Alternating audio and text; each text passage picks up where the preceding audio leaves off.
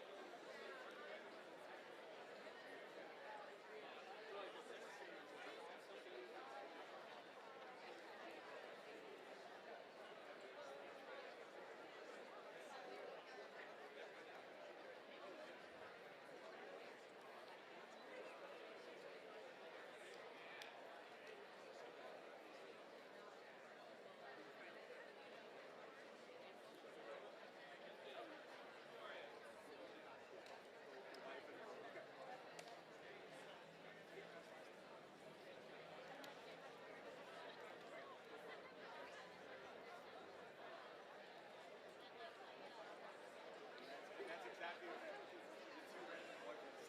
They don't get second, they get third.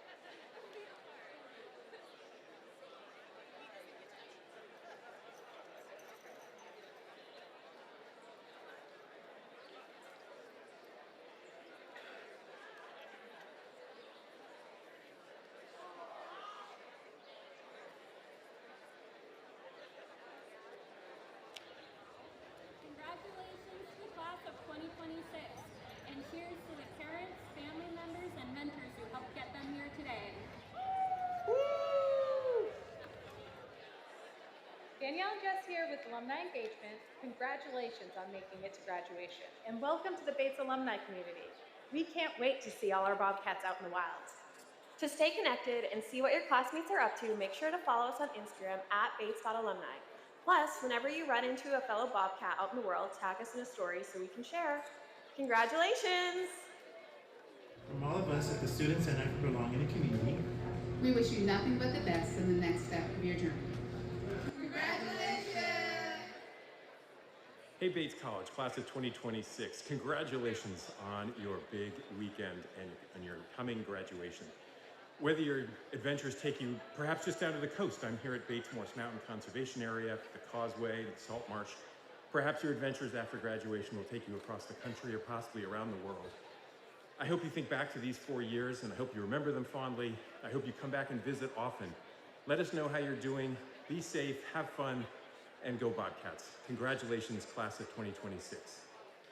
Hi, I'm Sarah Cameron, and on behalf of the Office of Alumni Engagement, congratulations to the class of 2026. Today marks both an ending and a beginning, the close of your time as students and the start of your lifelong connection as alumni. We're so excited to welcome you into the alumni community and look forward to the many ways you will continue to stay connected to one another and to Bates in the years ahead. Congratulations. Congratulations, class of 2026. You did it. Now on to the big leagues. Congratulations, class of 2026. I hope all your days are filled with sunshine. Hi, I'm Steph Dumont with Alumni Engagement, and congratulations to our 2026 grads. Connect with us to stay up to date on athletic events and professional development and more, so you can stay in the loop with the broader Bates community. Félicitations! Nous sommes fiers de vous! Bon vent! Bonne continuation. À plus! Bien joué! Hi, I'm Adama Diaby from the class of 2022. Welcome to the alumni community. I champion our Mosaic program to support alumni of color, LGBTQIA+ alumni, first-generation alumni, and international alumni. I'm here to hear your story and to deepen your relationship with the college. Good luck on this next journey. Congratulations, class of 2026. We are sending you big love from the Harvard Center and from the one and only Lucy Main.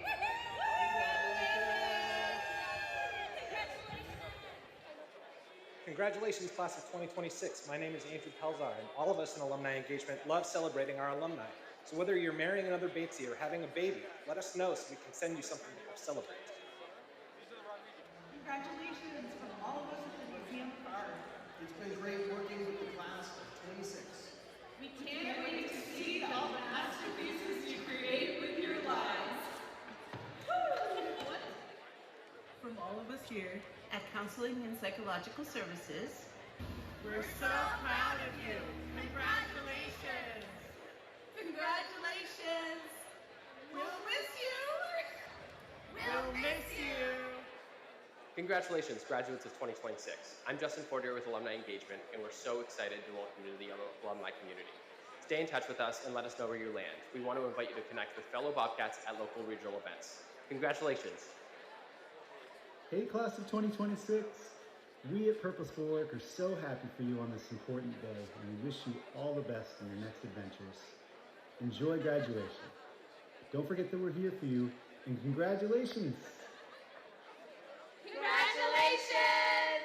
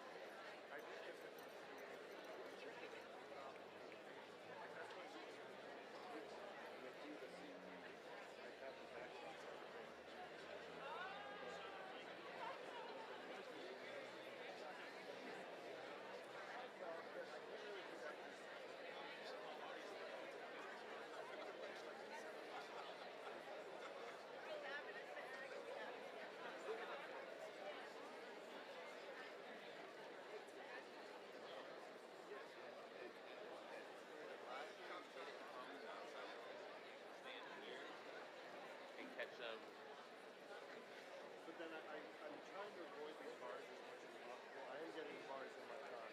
I can do so like I could do this. Yeah. Looking this way. But the problem is that the fence here, the fence, they all stand right against, pressed up against the fence. And right now it looks decent, but then there's going to be all these fences. Do you want them to stand there? I could try. Here, give me one second.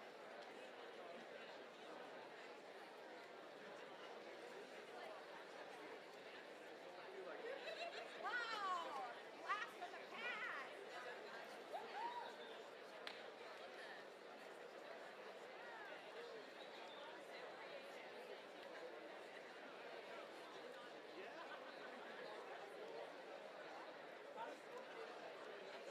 The bars. The bars make it so you just have to do basically a portrait.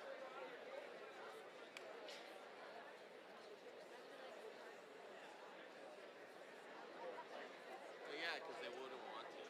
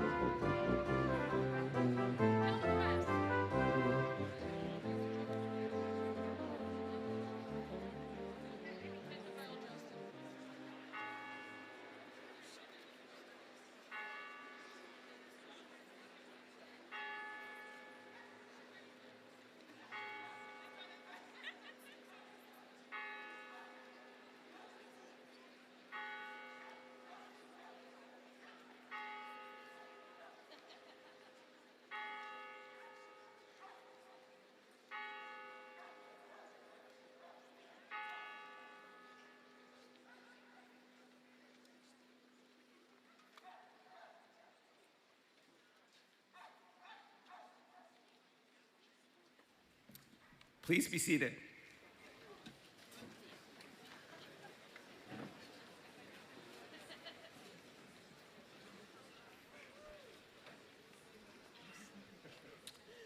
Good morning, all. I'm Gary Jenkins, the 9th president of Bates. Welcome to the 160th commencement of Bates College.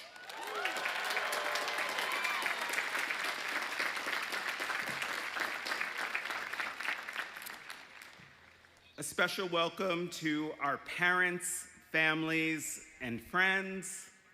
Welcome to our esteemed special guests today, recipients of Bates honorary degrees seated here on the platform.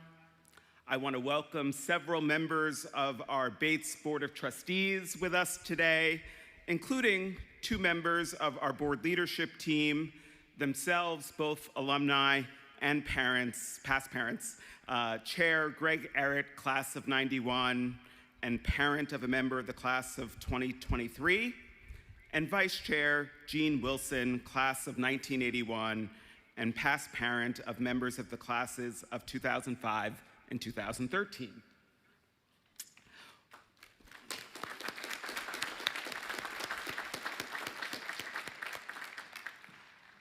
Welcome Bates faculty and staff, and welcome graduates of the Bates class of 2026.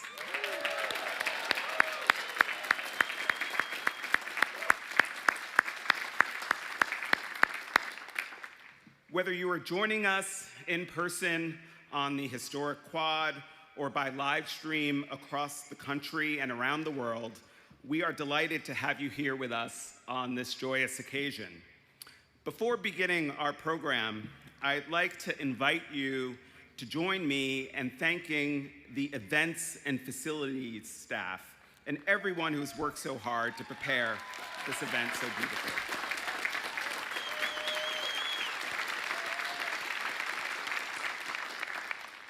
Seniors, let's also take a moment to express the gratitude I know you all feel for all the family, friends, and loved ones here or spread across the globe, and for the faculty and staff who have been behind you, supporting you, encouraging you at every point along your path to this momentous milestone.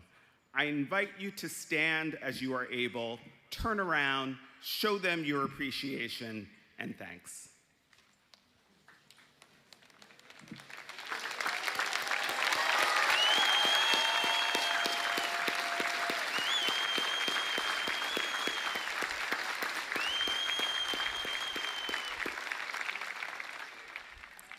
Thank you. Members of the class of 2026, you are a remarkably accomplished group. 480 of you will march across the stage this morning, representing 41 states and the District of Columbia and 30 countries. 59 of you are the first in your family to graduate from college.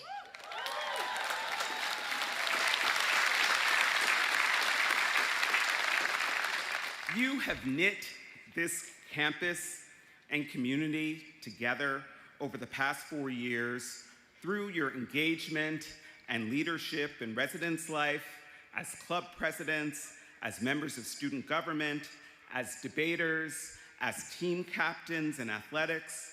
You have inspired us with your gifts of music, performance, art making, research, thesis writing, and your endless intellectual curiosity. You have served as multi-faith and admissions fellows, as purposeful work peer advisors and echo reps and Bonner leaders, and so much more. 148 of you are double majors. 2 of you are triple majors. 39 received departmental honors for a year-long thesis.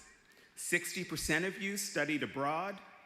39% of you have participated in a varsity sport while at Bates, many winning all NESCAC honors, and even some being named All-Americans, and a small handful of you were even crowned NCAA national champions.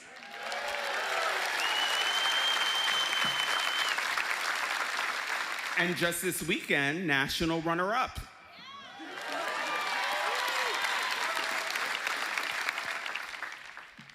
An astounding number of you have been recognized with prestigious national honors. 2 of you are Goldwater Scholars. 1 of you is a Truman Scholar. 1 of you is a Watson Fellow.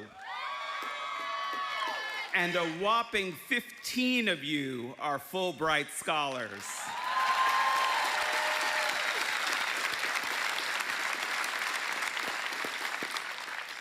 And while we're talking about national honors, how about the fact that 2 of your Bates professors won Guggenheim Fellowships, among the most respected honors in the American Academy? All of this you have achieved while also giving back, especially here in Lewiston, supporting the work of over 100 off-campus schools and organizations through research, volunteering, community work study, and course-based projects.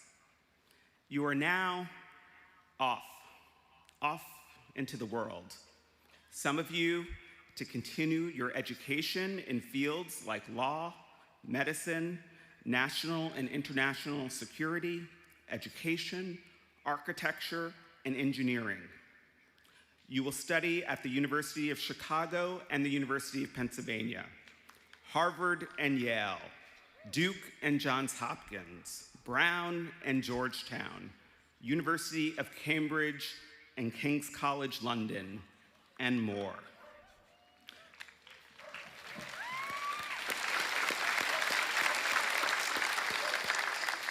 You are also launching exciting careers in business and finance in Boston, Charlotte, Chicago, Salt Lake City, as teachers in Japan, New York, Virginia, and right here in Lewiston.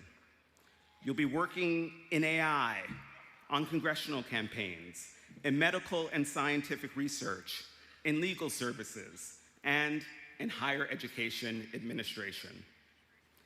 And some of you are still deciding what's next, or taking more time to open the doors you wish to walk through. We are excited for all of you. And we know that with your liberal arts education, you are well poised to flourish and make meaningful contributions in whatever you pursue. Let me just share a few brief thoughts about where you've been and where you're going. You are not here by accident. You identified something in Bates that made you want to become part of this special community. And Bates identified something in you that told us we would be better for bringing you here. There are a million different qualities and experiences that you and only you have had that made you an essential part of the Bates community and that have prepared you for a bright future ahead. But there are also qualities that you share. Yes, the experiences too, those you shared over the past 4 years on this campus. But for me, the headline qualities are heart and humanity. You possess within you uncommon, unlimited, unparalleled heart and humanity. When people talk about the community here, the kindness of the students here, there's something deeper beneath that, something that I think will last a lifetime and contribute to your success and to the talent that you will bring to your organizations, to your communities, to the world. It is in all that you do, in the way that you listen to one another and how you show up for each other and how you collaborate and work effectively with others and how you explore and celebrate and grieve and triumph together. I have seen this heart and humanity in action in moments big and small across the 3 years that I've been fortunate to share Bates with you. And I'll tell you something, it's deep, it's real, and it's not to be taken for granted. We can think of it as a Bates thing, but it's more than that. It's a you thing.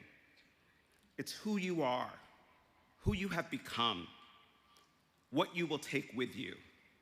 It may even be your secret weapon that will contribute to your successes. Now, some of you already had, when you got here, a lot of this, of course.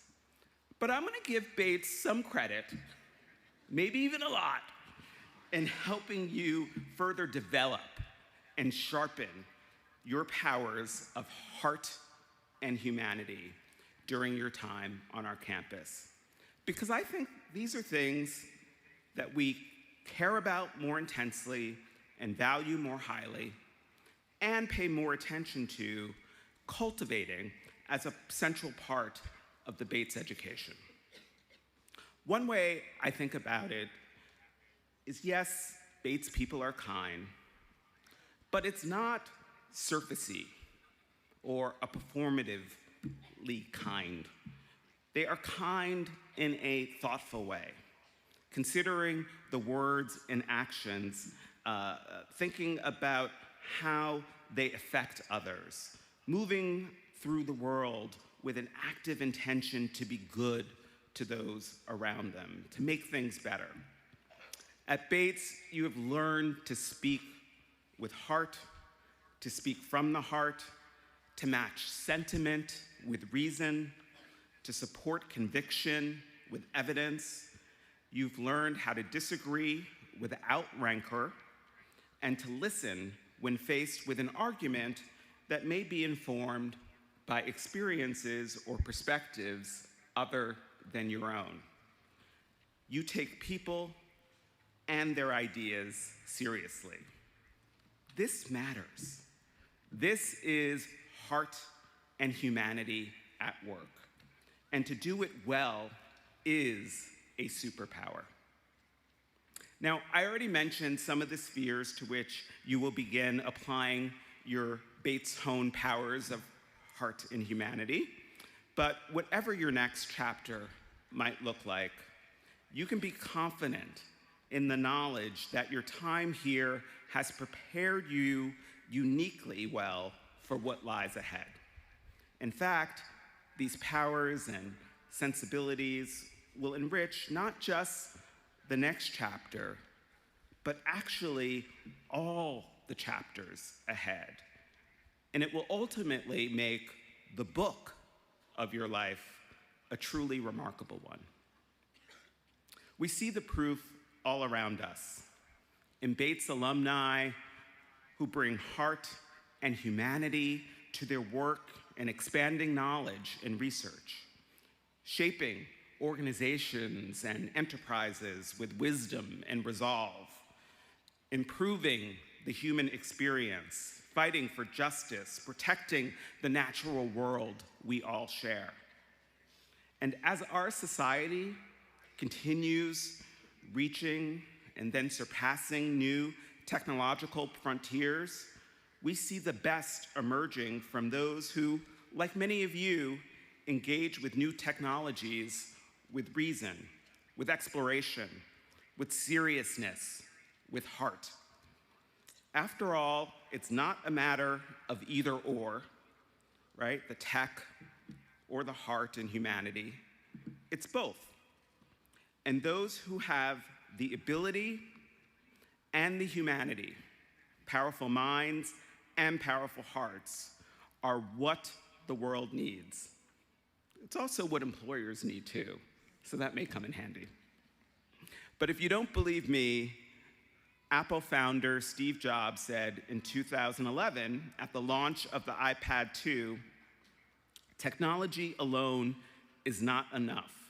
It's technology married with liberal arts, married with the humanities, that yields us the result that makes our hearts sing. Heart and humanity. Bates class of 2026, you all make my heart sing. Because whatever you do, I know you will do it with heart and humanity. And in so doing, you will elevate both the realities and aspirations of those around you, making this world a better place. You have all you need to succeed in whatever you choose. And whatever you choose, wherever life takes you, your college will always be here for you, cheering you on. We are so very proud. Thank you.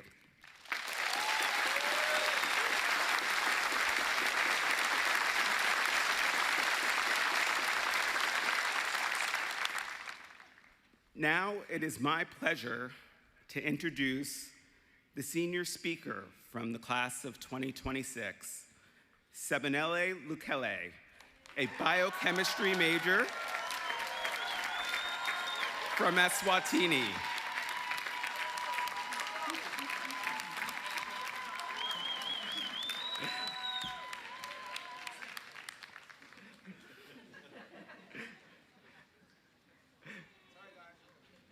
All right, Sebonele, the floor is yours.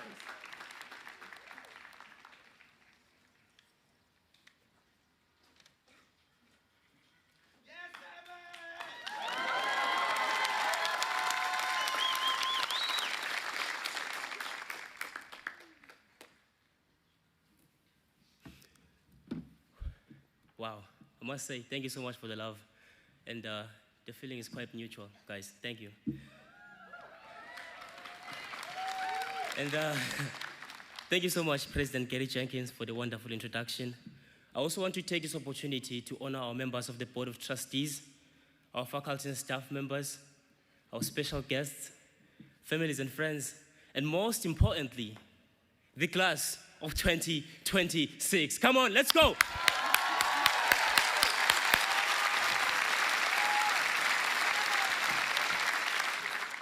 I want to begin with something simple. I am proud of us. If you look around, you'll recognize people who, in big and small ways, have shaped your experience here at Bates. Be it a friend, a classmate, or even that one stranger who once held the door for you at Commons with a smile after a long 8 a.m. reminding you that you still got this. These moments may seem small, but together, they are what made this place feel like home. And now we are all here, wearing our black gowns, ready to finally toss our caps. However, this moment only draws its meaning from the journey that brought us here. So I will take my step back and say it again. I am proud of us. And not just because we're graduating, but because of what it demanded of us and who we had to become along the way.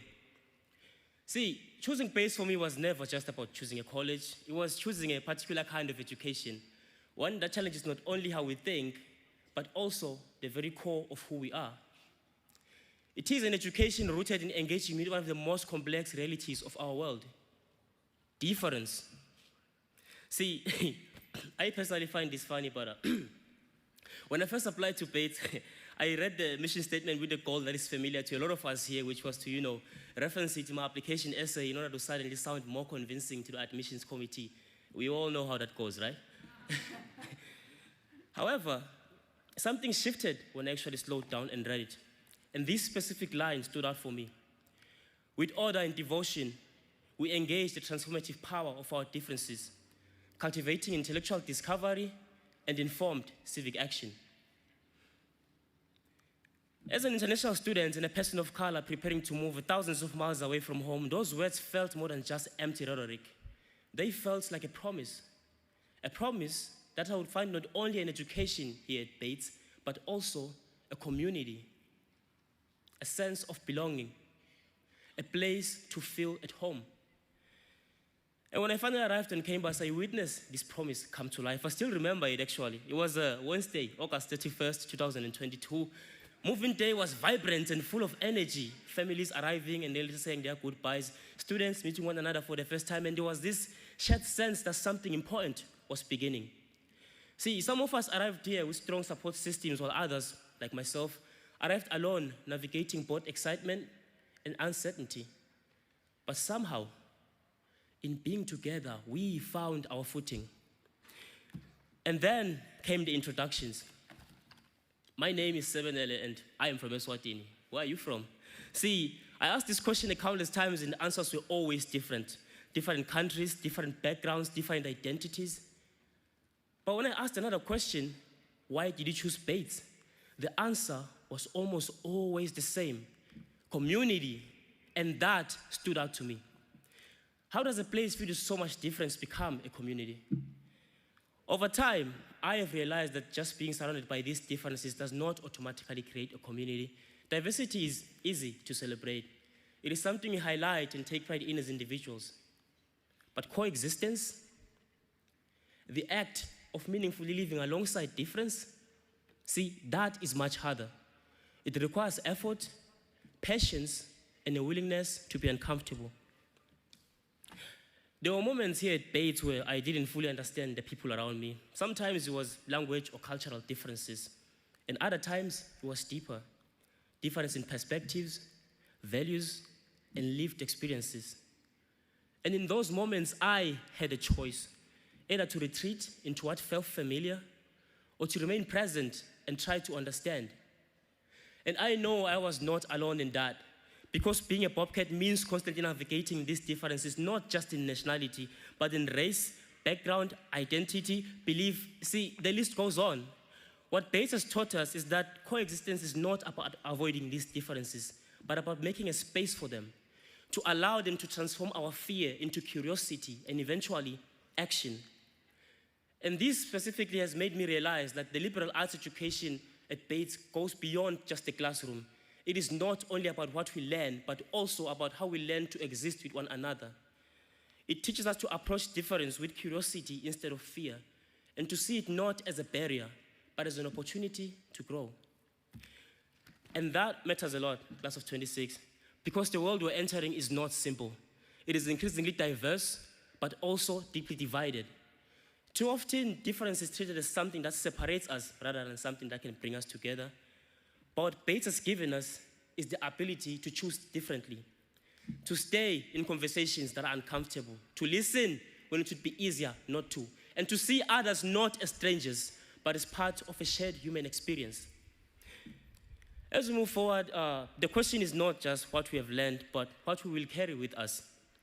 Will we choose comfort, or will we choose growth? Will we turn away from difference, or will we lean into it? But class of 26, I don't have to wonder. I know who we are. I have seen us show up for one another in most remarkable ways. I have seen us fill alumni gym to push our basketball team and volleyball teams to greater heights, build genuine relationships with staff in commons, custodians, professors, and faculty members whose care often goes unnoticed. I have seen us attend and lead workshops during MLK days over the years because we care so deeply about justice and civil rights. I have seen us stand beside the Lewiston community in its darkest of days. We have always taken the risk to advocate for what is right in our communities whenever the opportunity presented itself. We are a generation of leaders, doers who challenge the idea that difference cannot exist in the same space with understanding and respect. We began challenging this idea the moment we committed to Bates back in 2022, and we will continue to challenge it long after we leave. Again, see, I am very proud of us, and not just for reaching this moment, but for how we got here. Through challenge, through growth, and through learning how to live in a world that does not always make that easy. If there's one thing that Bates has taught us, it is this. Coexistence is not about ease. It is about effort. And it is that same effort that will define the kind of world we leave behind. And that is something worth carrying with us long after we leave. And as always, it is a great day to be a Bobcat. Thank you.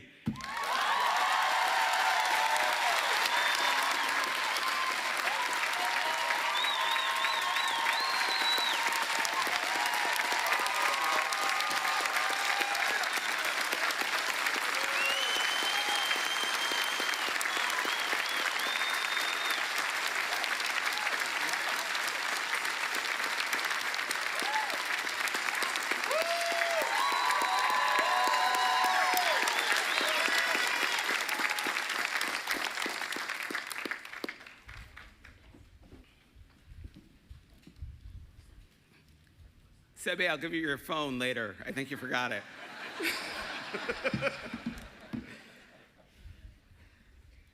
It is now my privilege to confer the honorary degrees at the 160th commencement. We are joined today by three extraordinary individuals with whom our graduates will share the distinction of a Bates degree. First, a note, we had announced that Bates would present an honorary degree to Ru Gunawardena, director of the Allen Institute of Cell Science, a member of the Bates class of 1995. However, a family health emergency ultimately required her presence elsewhere this weekend, so we have to postpone the presentation of her degree, and we hope to honor her in a future year.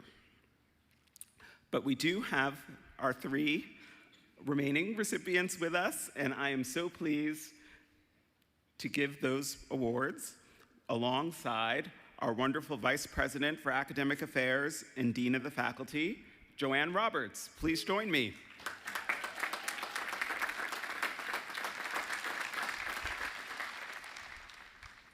President Jenkins, I present Scott Bierman.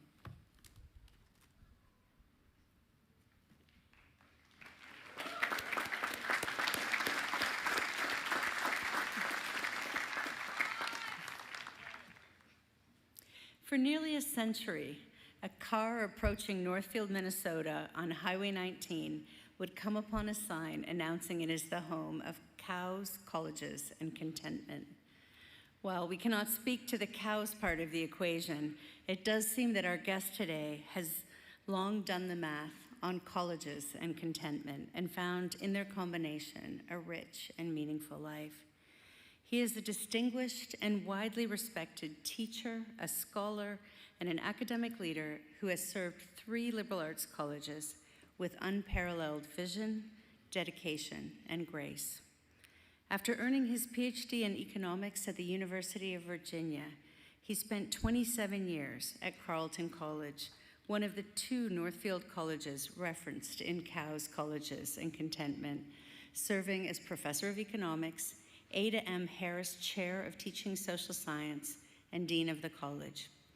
He retired as president of Beloit College in Wisconsin in 2023 after 14 years of service. and he's also one of Bates' own, a member of the class of 1977 with majors in economics and mathematics, and a 3-term member of the Bates Board of Trustees. Throughout his career, he's been known as an exceptionally thoughtful leader, remarkably adept at balancing vision and ambition for the future with the myriad and ever-changing demands of the present. Upon his retirement from Beloit, he was cited for leading with both his head and his heart, setting high standards, empowering shared decision-making, and demonstrating empathetic leadership during pivotal moments. Among his accomplishments as Beloit's president were increasing the college's fundraising, building a culture of philanthropy, and making major improvements to the physical campus. Similarly, when he retired from the Bates Board of Trustees after 3 5-year terms, his fellow trustees expressed deep appreciation for our guest as a colleague and as an expert voice on the academic enterprise. They called him one of the board's most valuable secret weapons and a finely calibrated barometer for what is happening in the academic landscape. A transformative force in higher education broadly and the liberal arts specifically, we are proud to award him his 2nd Bates degree today. I present Scott Bierman for the degree Doctor of Humane Letters.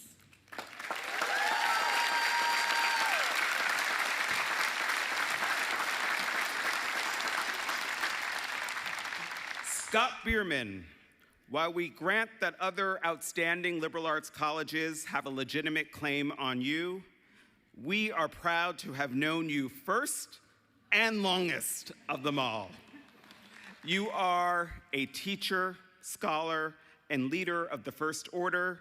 You have made all of American higher education better and stronger across the breadth of your remarkable career.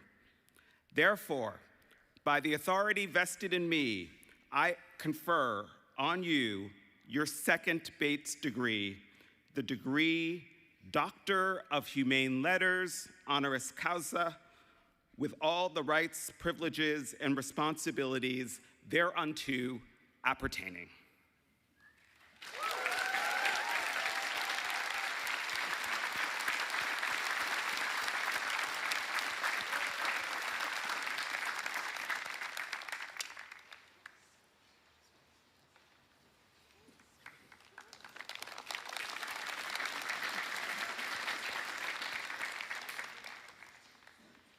President Jenkins, I present Seema Ram Hingorani.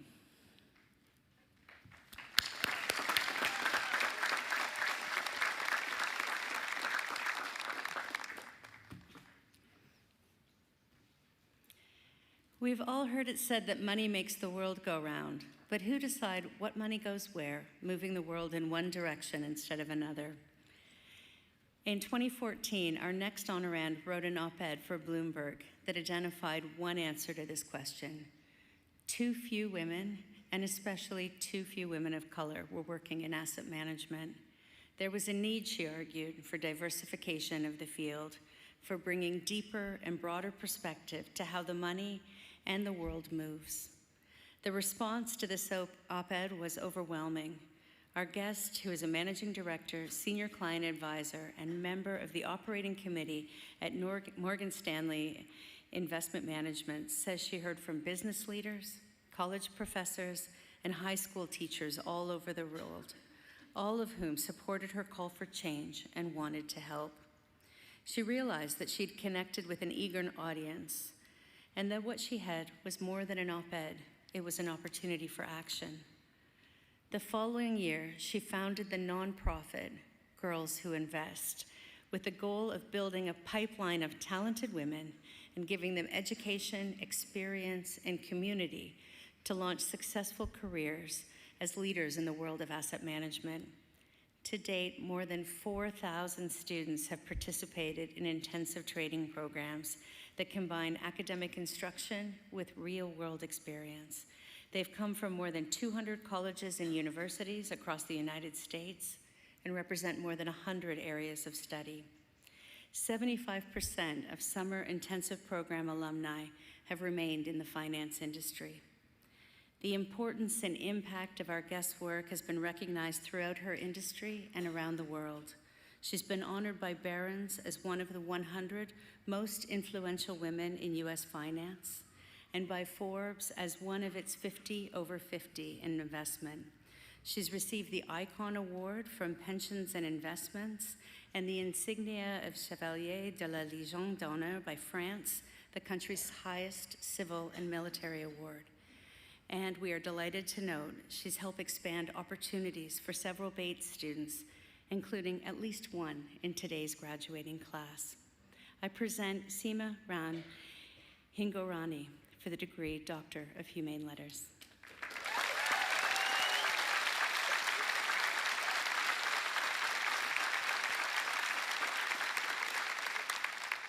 Seema Ram Hingorani, you are the opener of doors, the illuminator of possibilities, the transformer of an industry, the creator of a community. Your commitment to expanding and diversifying the world of finance deserves our highest esteem. Therefore, by the authority vested in me, I confer on you the degree Doctor of Humane Letters, honoris causa, with all the rights, privileges, and responsibilities thereunto appertaining.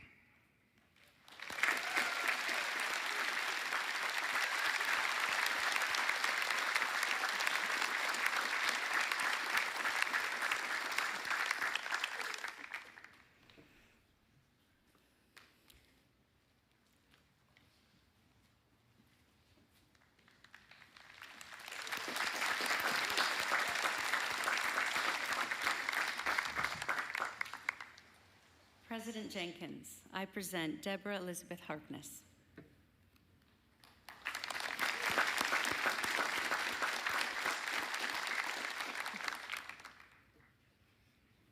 The story of Diana Bishop, our guest's famous protagonist, is about a lot of things: witches and vampires and demons, adventure and fantasy and romance, history and literature and science. It's also about self-determination, understanding one's own identity, talents, and ambitions, and charting one's own course for the future, not letting the past or the expectation of others become barriers to living a full and intentional life. Indeed, the story of Diana Bishop is, in a way, a story about finding purpose. And because our guest made Diana a graduate of none other than Bates College, Diana feels a sense of purpose in her very bones. Unlike her beloved heroine, who at one point in Discovery of Witches curls up in a faded sweatshirt with a garnet bobcat on the back, our guest is not a Bates graduate. But her own sense of purpose is strong and clear: to use history to expand human understanding and empathy across time, across genres, and across apparent lines of difference. She is the author of the cherished and best-selling All Souls series of novels, of which A Discovery of Witches is the first of 5 to date. She's also a distinguished historian who recently retired from the faculty of the University of Southern California, where she taught European history and history of science. She said that she likes to discover and discuss how people of different eras look at the world and their place in it. Her scholarship has been recognized with awards from the American Council of Learned Societies, the National Science Foundation, the National Humanities Center, and the Guggenheim Foundation, among others. Indeed, she is a paragon of liberal arts, working and thinking across disciplines to make important connections and tell compelling stories. As both a celebrated academic and an author of fiction, she gives us stories that help us understand our common past and forge new bonds with one another. She is eminently deserving of our esteem and of her very own Bates degree, which we have the opportunity to present with her today. I present Deborah Elizabeth Harkness for the degree Doctor of Letters.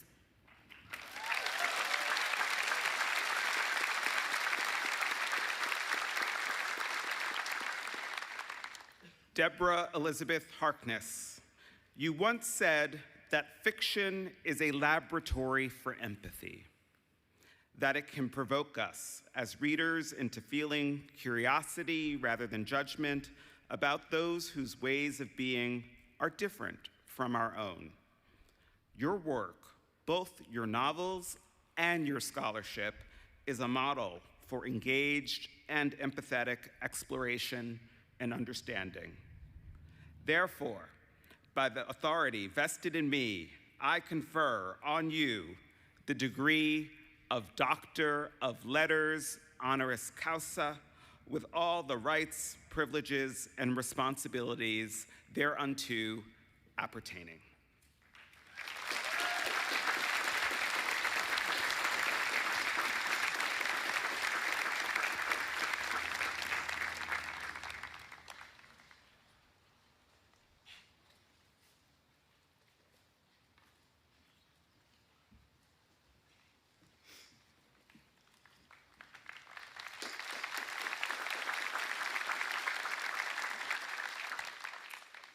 Thank you to President Jenkins and the Bates College trustees for this enormous honor. It was 44 years ago that I came to Bates as a prospective student. And I am so grateful that today I finally am a Batesy after all those years. We gather today to celebrate the achievements of the class of 2026, along with their faculty, friends, and families. I've been invited to send the graduates off with what has traditionally been a few rousing words about their glowing future. It's a difficult assignment as we are amidst what pundits, headlines, and influencers assure us are unprecedented times of chaos and uncertainty. Whenever unprecedented is used in a sentence, however, historians hear alarm bells. Unprecedented, we mutter to ourselves. What's unprecedented? Empires have fallen before, institutions have crumbled before. Great innovations have ushered in changes, positive and negative, before. For historians trained to detect patterns in past events, it's easy to find earlier analogs to today's most pressing problems. Now, this is why you should always think twice before you invite someone like me to dinner or to give a commencement address. A historian will regale you with countless examples dragged out of the past that prove there is nothing unprecedented under the sun. Climate change, new epidemic diseases, and famine have plagued the planet before. Cherished norms have been abandoned, new technologies have shattered old certainties, and every progressive step was eyed with suspicion by someone. Not even information overload is new. As the governor of Virginia made clear in 1671, when he lamented the changes brought about by newfangled inventions, such as the printing press, and damage wrought by greater access to education. I thank God there are no free schools nor printing in Virginia, Sir William Barclay wrote in response to questions posed by the legislature about the current state of the colony. And I hope we shall not have these for 100 years. For learning has brought disobedience and heresy and sects into the world, and printing has divulged them, as well as libels against the best government. Sounds familiar, doesn't it? For Sir William, change, even an apparent change for the better, like a more educated population, went hand in hand with instability and uncertainty. And uncertainty made him deeply uncomfortable. If we fast forward 350 years, modern neuroscientists can explain why the governor of Virginia was so anxious back in 1671. It turns out the human mind is simply not wired for ambiguity. Our brains, experts tell us, prefer absolute certainty of catastrophe rather than a 50-50 chance of survival. That makes us worry. Knowing the end is about to hit does not. When faced with any situation that lacks a certain predictable outcome, the brain instructs our bodies to release a flood of stress hormones. We become hypervigilant and at the same time unfocused, forgetful, and less able to think critically. Even worse, feeding more information into the brain, as the one-time governor of Virginia suspected, does not necessarily improve matters. Exposure to more data and interpretations, and therefore more possible outcomes, only makes us less certain, and our unease and agitation grow. Berkeley wasn't wrong in believing the 17th century was a period of intense change in Western Europe, rather like our own time. Nor was he alone in finding it inhospitable and uncertain at times. Warfare and plague were endemic, leading to massive fatalities.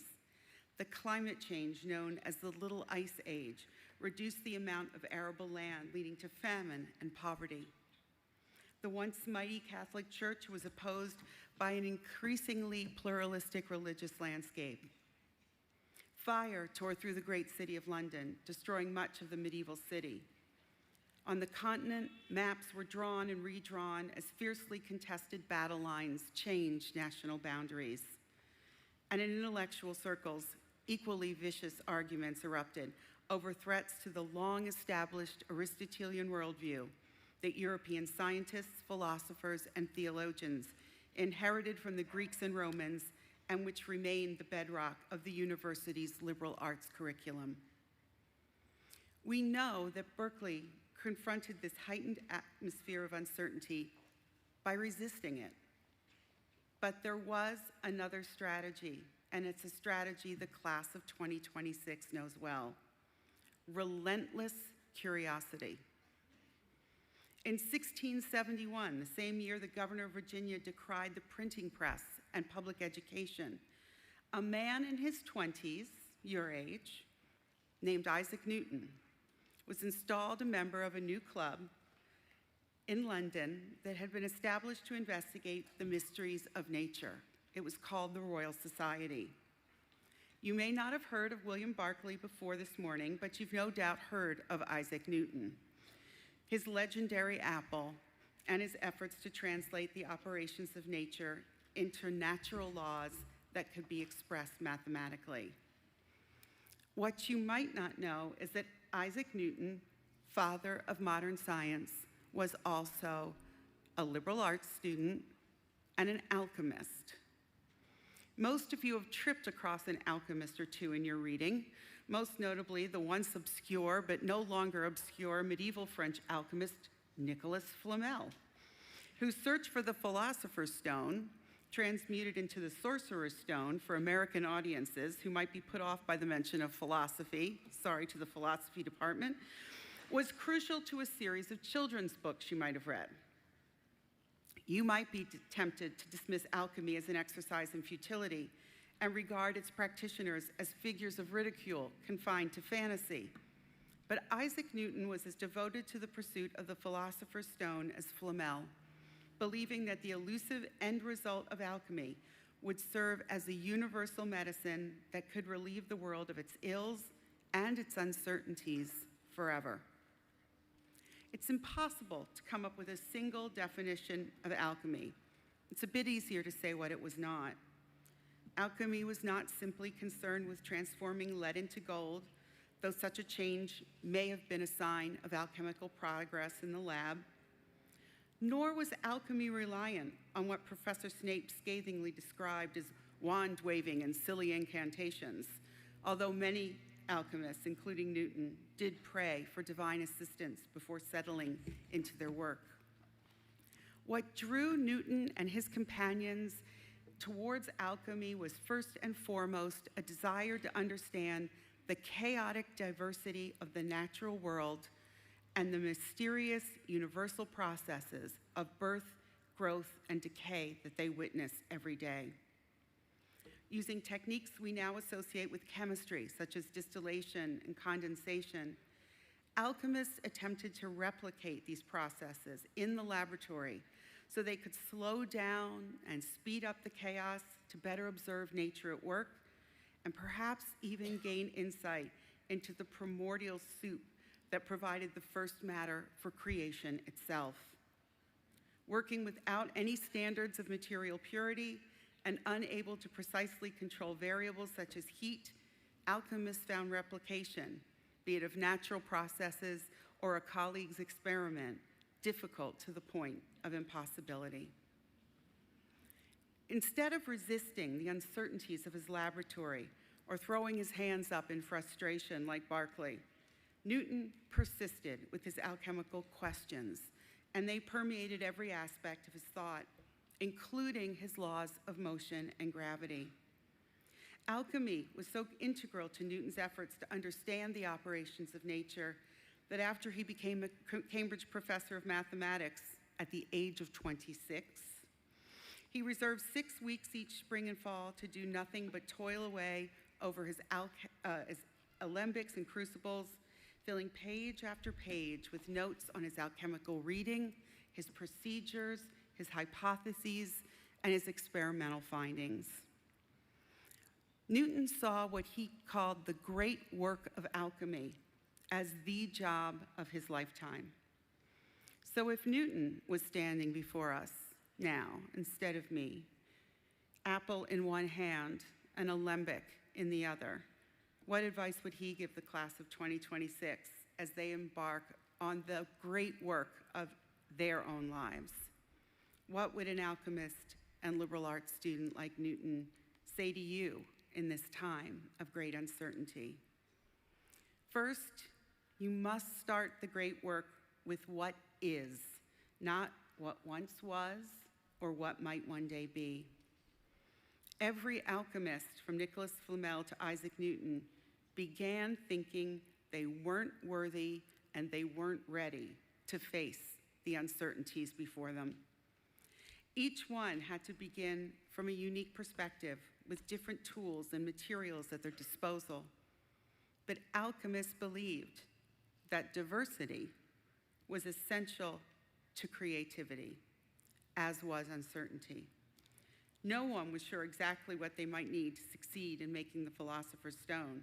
There was no test you could take to qualify and make sure that you had mastered the subject. You too must have faith that all you require in your ambitious great work is lying within you, waiting to be activated. Second, the great work of your life is going to be messy. Alchemists like Newton rolled up their sleeves in smoke-filled kitchens with heaps of books, chemicals, and minerals piled everywhere. It wasn't a bespoke, sterile space. Without modern experimental controls and surrounded by clutter, there was no way for an alchemist to predict what might happen when they conducted an experiment. There was an enormous amount of the magic called serendipity in everything they do. Materials in the alembic grew, changed color, and occasionally, more than occasionally, exploded. Sometimes the charcoal fire sputtered out and an experiment was ruined. Often while pulling a chemical all-nighter, alchemists fell asleep over their experiments, which led to surprising discoveries such as phosphorus and the strong liquor known as Benedictine. Newton would advise you to bless the mess of your life as a microcosm of the creative mess he observed in nature with all of its wonderful diversity and serendipity, and to take notes about your disasters as well as your successes. Your great work will not be quick. Alchemists knew that embracing uncertainty and responding to it with true curiosity rather than a futile contempt at control requires patience. In Newton's case, he developed his mathematical calculus in around 18 days. He labored over his alchemical experiments for decades, never giving up his search for what he called the vegetable spirit of growth and transformation he believed was a unifying natural force akin to gravity.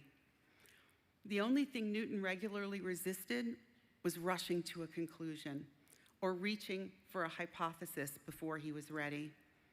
Truly original work, as your great work will necessarily be, will be filled with false starts and dead ends, This is all part of the process. So be kind to yourself and to others while you pursue your dreams. To flourish amidst uncertainty, you must, as you have been trained to be at Bates, you must stay curious. Alchemists like Newton traveled an often solitary path, one with few signposts and no accurate maps to guide their way. In their eyes, process was progress. An easy certainty was often deceptive, and the alchemists knew their history well enough to know those who are quick to impose their certainties on others, someone like Sir William Berkeley, for example, often prove to be dangerous in the final analysis. You are already shielded from false certainties because here at Bates, you've learned what truly matters are not the correct answers, but the right questions. This is the essence of curiosity, and you must nourish it no matter what others think. Newton's family wanted him to be a farmer, but as a child, he was easily distracted, roaming the fields, letting the sheep go wild instead of tending to them, up trees reading books, and hiding in hedgerows making mechanical gizmos. Finally, even his aged grandmother was forced to admit Isaac's endless curiosity might not be ideally suited to the responsibilities of an agricultural life. She sent him to school, where she thought maybe his imagination would be useful. Newton would encourage you to question everything as you undertake the great work of your life. The books you read, the widely accepted theories about how things are supposed to be, the opinions even of your mentors and other people in authority, even Newton's own laws, if you are so inclined. Finally, and perhaps most importantly, you must keep going. Thankfully, like Isaac Newton, you have steeped yourself in the liberal arts and sciences. Your education at Bates has been broad as well as deep, with an appreciation for the lessons of the past, as well as an eagerness to explore whatever possibilities the uncertain future might hold. The liberal arts, you see, have their own special kind of alchemy. Over the course of your studies, you have combined philosophy and science, mathematics and music, physics and poetry into a beautiful interdisciplinary mess of possibilities. The flexibility of mind you have cultivated here gives you an uncommon resilience in this modern world of small boxes, niche marketing, and quick fixes. It will not always be easy to pick yourself up, flex your intellectual muscles, and go back into the laboratory of life. You will experience despair, as Newton did when his experiments failed. Keep going. You will endure nights of fevered productivity and stay up far too late to get down one more idea or make one more observation or write one more song. Keep going. When opportunities come to you masked as trials and tribulations, smile at them, greet them as a friend, and keep going. As you leave Bates, you may be filled with uncertainty, but you walk in the footsteps of the other alchemists and liberal arts graduates who have gone before you. You're ready for your great work. If you falter or stumble, ask yourself, what would Isaac Newton do? And remember these three truths. What you resist persists, so be curious instead. Your resilience is your superpower. And the magical phrase that opens all doors is not abracadabra, but I wonder. Newton, Flamel, myself, all of the fellow alchemists in the class of 26 will be with you in spirit with every extraordinary step you take. Thank you.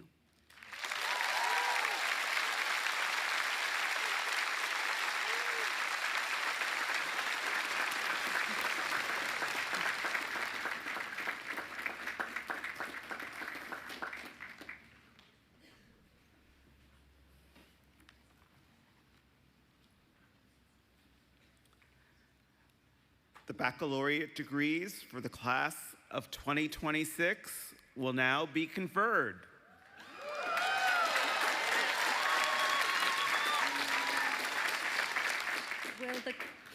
Will the class please stand?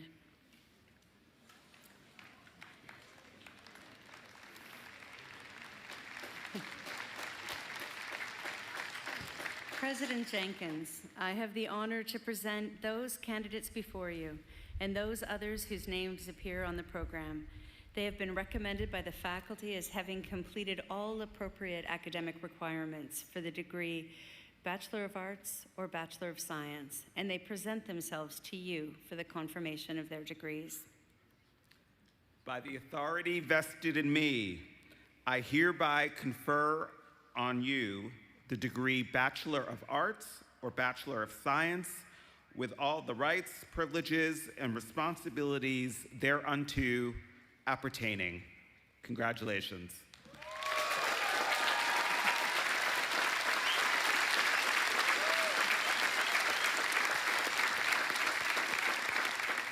You may be seated.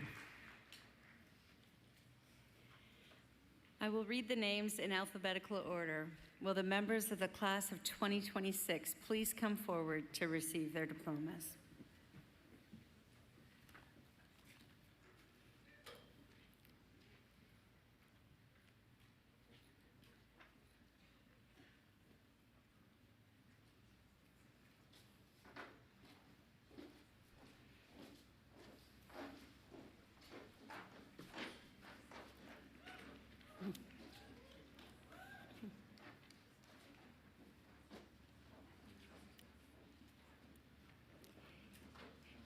Marin Rose Ackerman.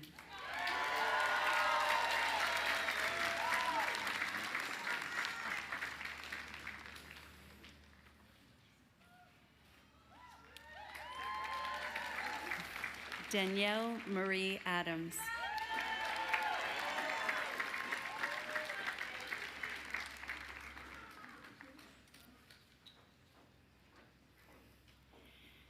Blessing Isosa Oluwafunmi Lola Ajayi.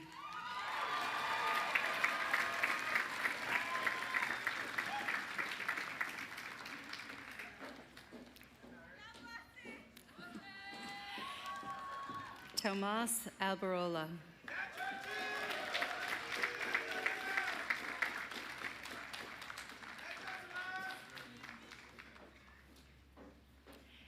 Molly Grace Allison.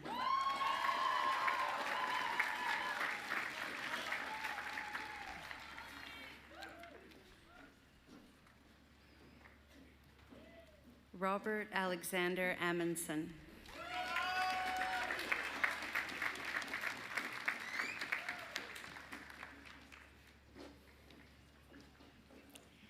Jake Robert Anastas.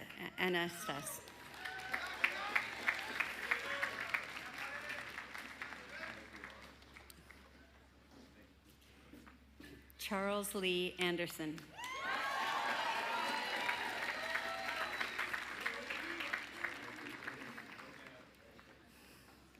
Wiley Dennison Anderson.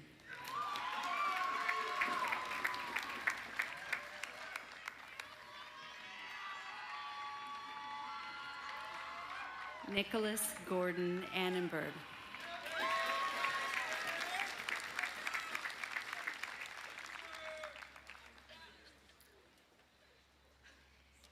Catherine Ann Aries.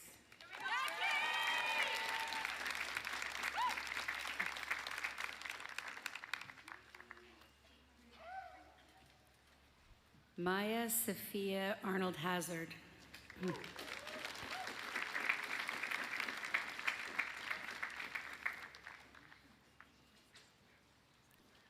Suvani Arvapali.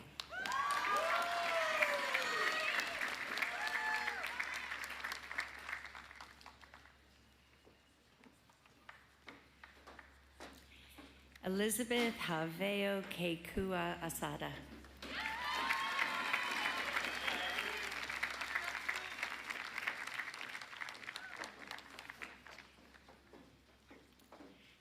Zoe Osborne Ash.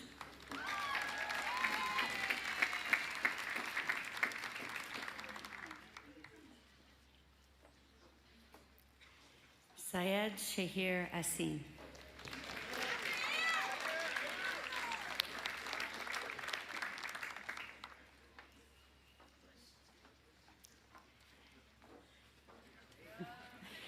Lindsay London Ayton.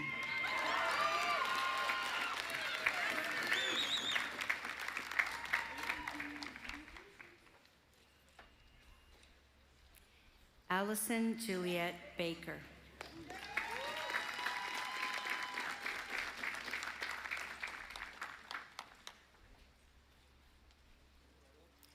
Riley Catherine Baker.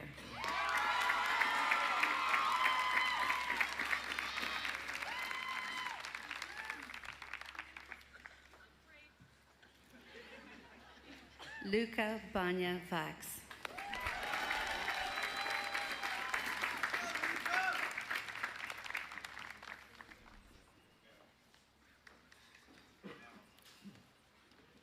Lily Rogers Berzanek.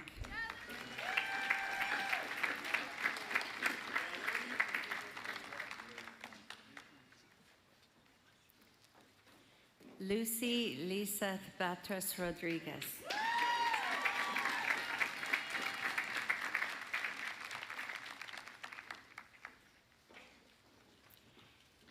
Isabel Rossetti Bauman.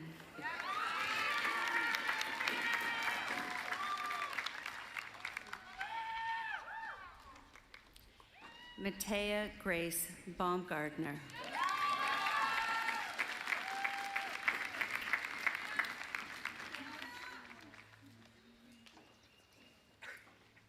Kyle Chapin Beebe.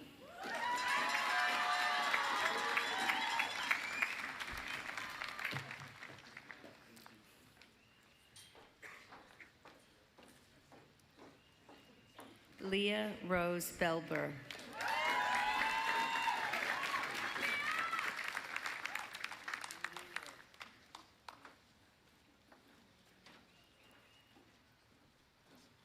Jocelyn Kate Bellina.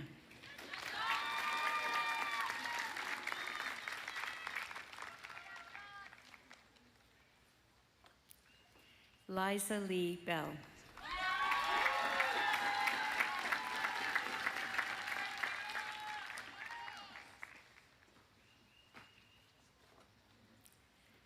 Sergio Ernesto Beltran.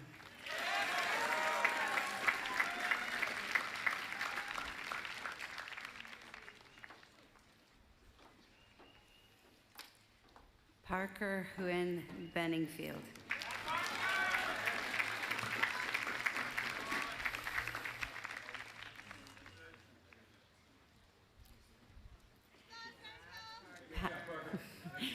Patrick Joe Bourbon.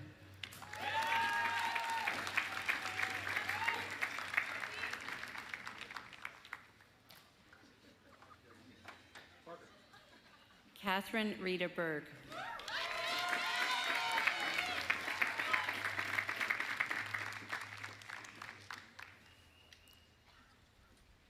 Hayden Gregory Sessions Bernhardt.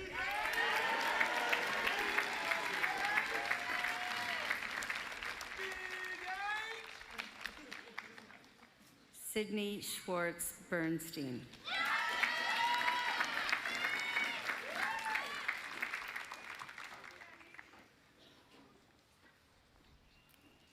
Gideon Berry.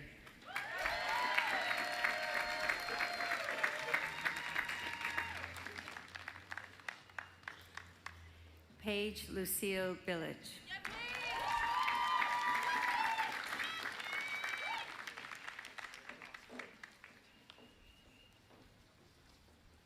Megan Marie Billings.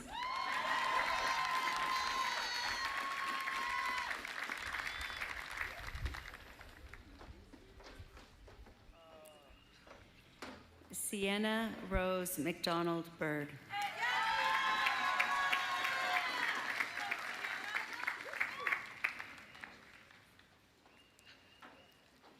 Emmon Blackburn.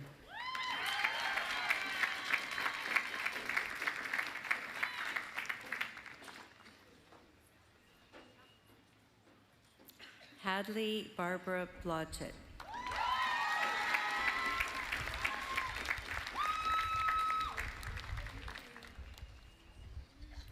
Eva Marie Boucher.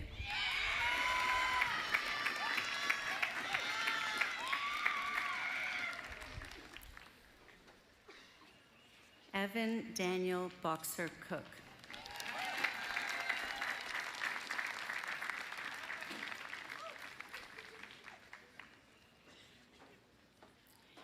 Graham David Bracken.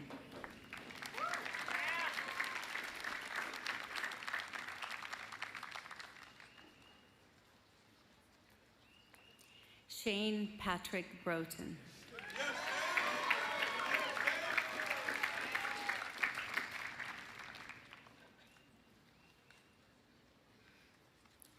Sam Marie Bunar.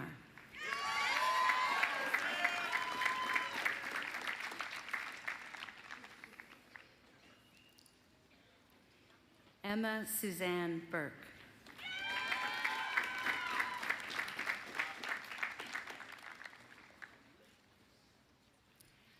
Justin James Burkett.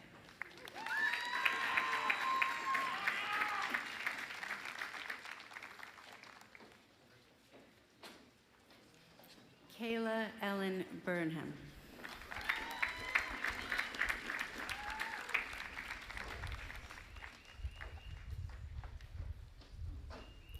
Michaela Quinn Burse.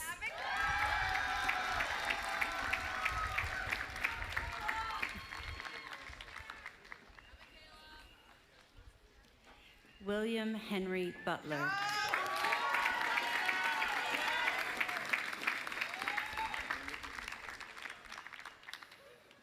Avery Faith Caderet.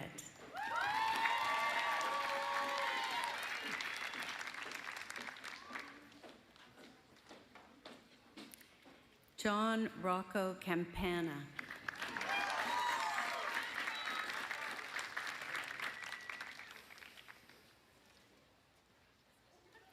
Shay Lon Campolongo.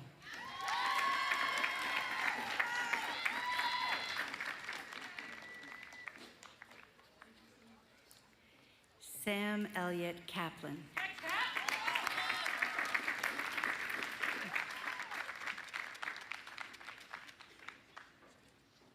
Bruno Eve Cardinal.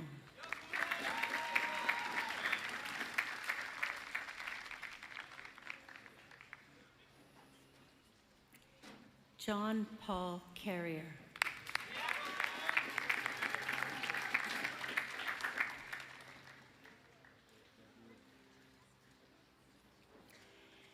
Verena Tinashe Chatata Rao.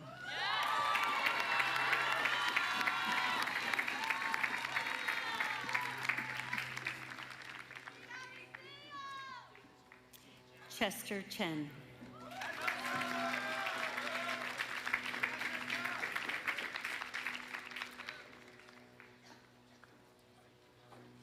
Dion L. Chen.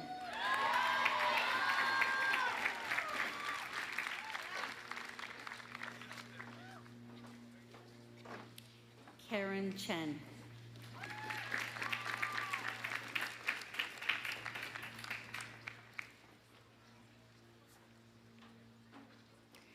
Letong Chen.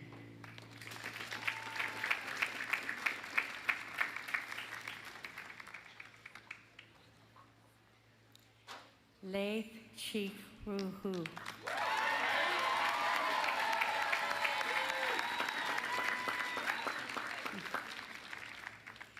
Edward Cho.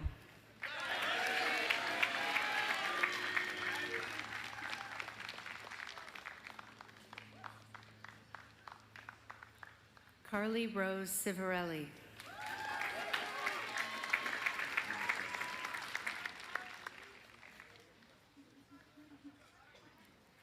Sophia Marie Cacciarella.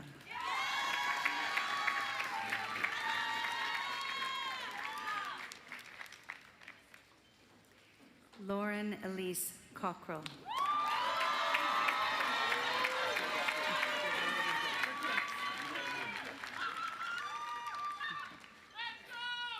Audrey Fiona Cole.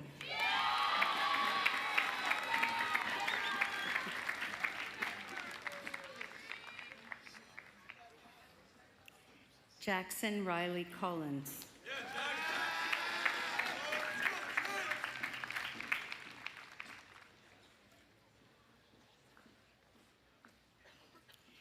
Chase Alexandria Conrad.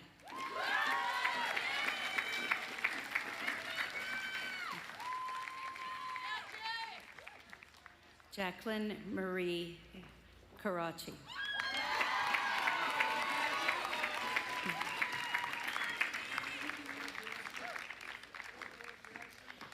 Natalia Lisandra Correa.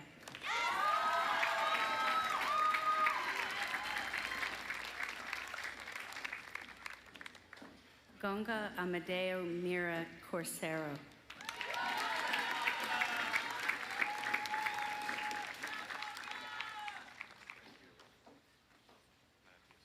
Maximilian Roland Corey.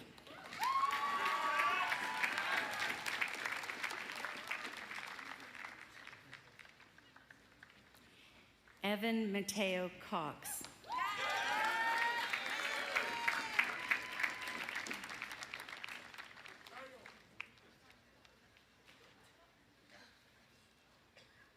Brady Christopher Coyne.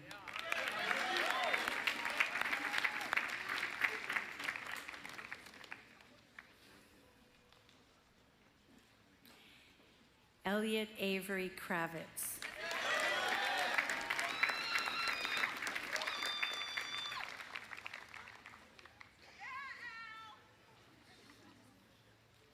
Robert Huntington Kropp.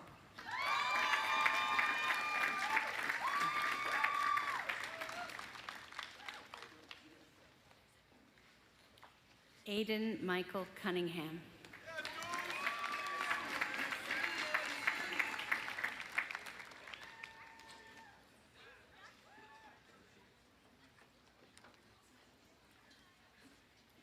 Gail Liliana Curtis.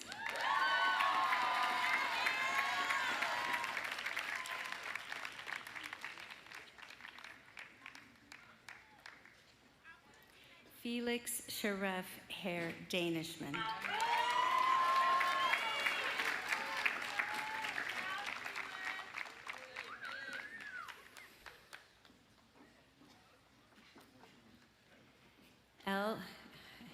Elsa Lauren Delario.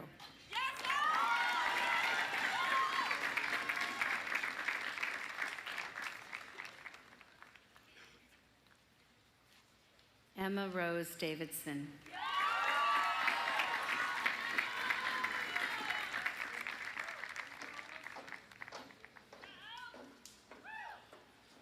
Soren Lewis Davidson.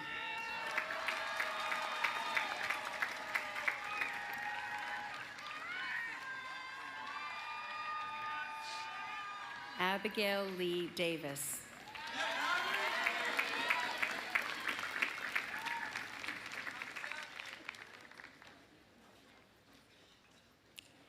Anna Helene Davis.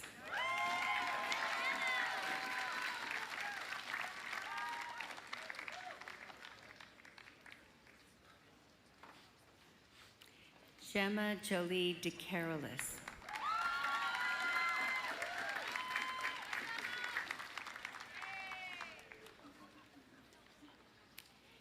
Hannah Amy Danielle DeFontaine.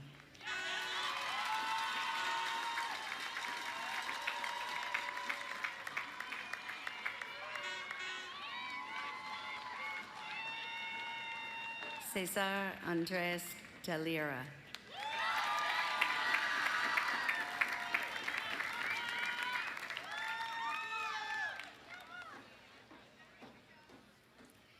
Julebi de los Santos.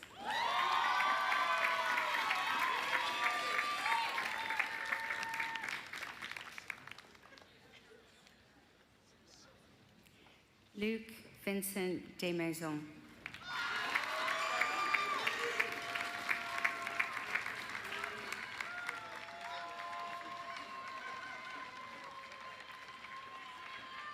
Mary Elizabeth Falona DeWitt.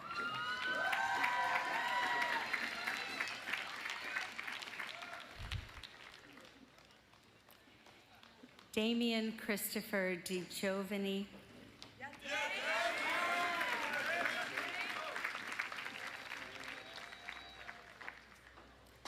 Maximilian Dimitri Dio.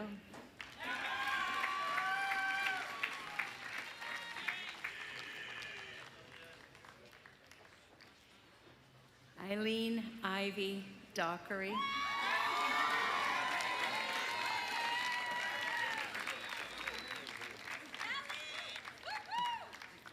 Meryl May Billings Doherty.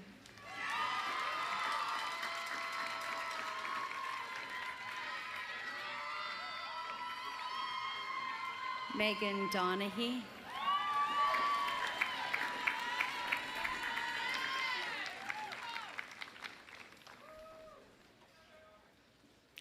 Michael Blake Donahue.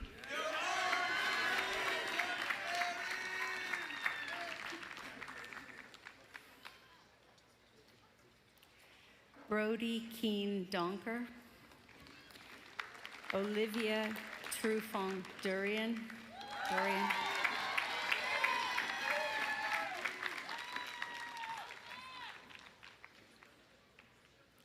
Alexander Duchin.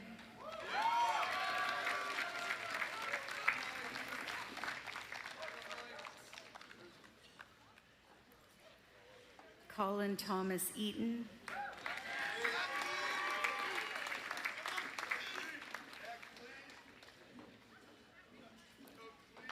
Amanda Catherine Edge.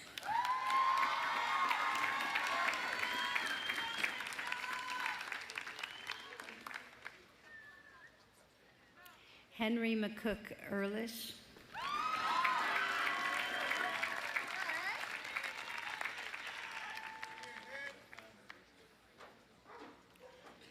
Jameson Christopher Igo.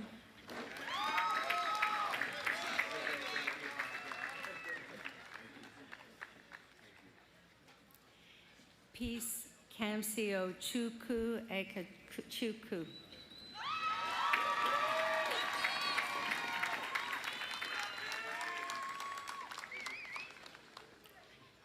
Ava Jane Alganian.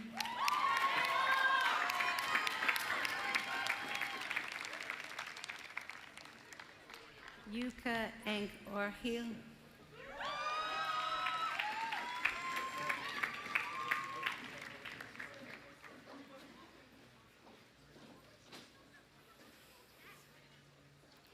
Emma Serafina Irkila.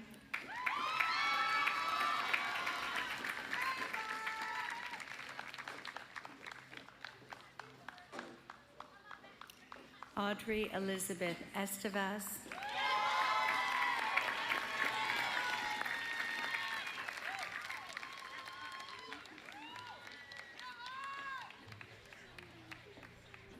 Rosani Estrella.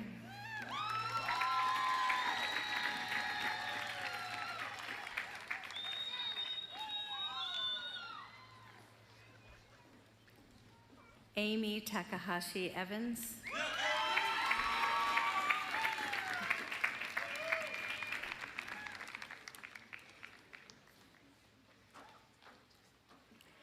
Katie Pringle Fahey.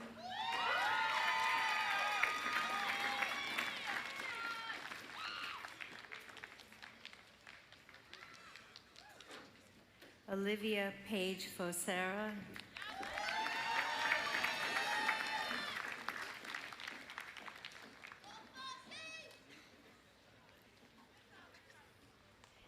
George Sayer Favre.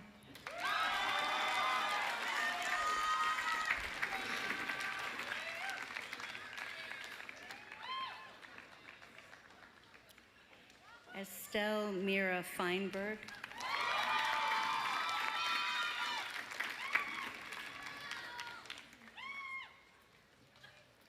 Jeremy William Felton.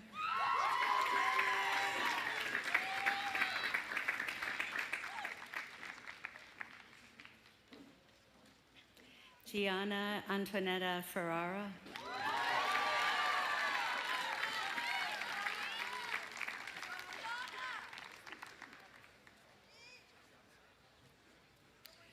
Mario James Farrow.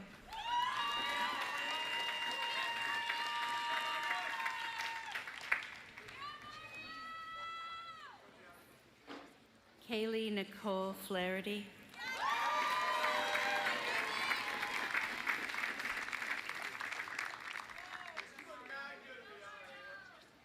Peter David Flores.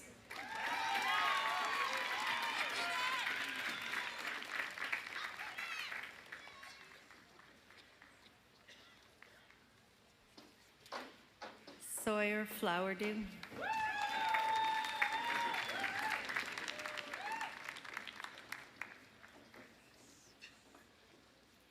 Andrew Mark Fortunato.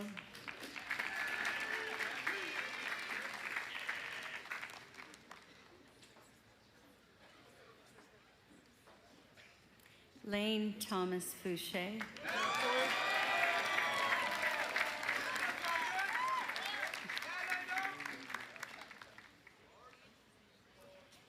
Matthew Fox.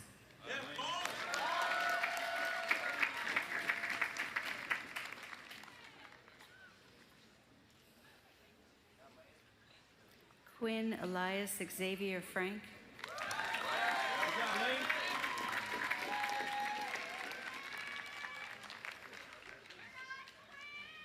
Francesca Forrester Franz.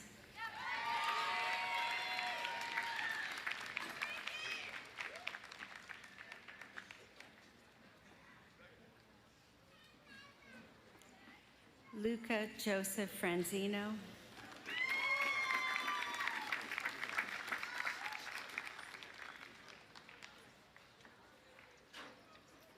Lily Glenn Friedman.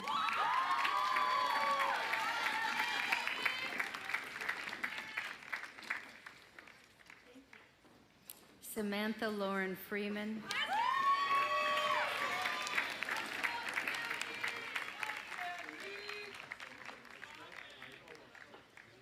Sophia K. Freiberger.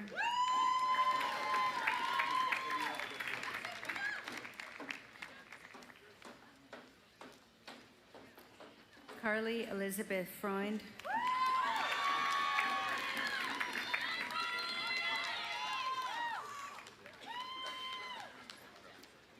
Kira Chen-Lee Friedrich.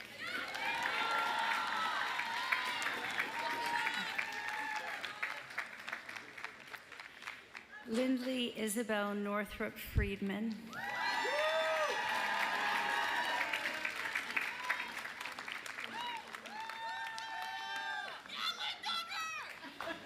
Isabel Grace Franzalia.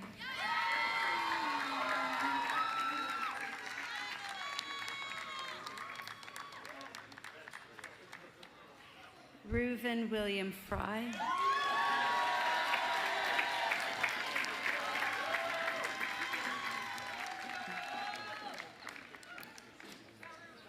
Kylie Adele Fuller.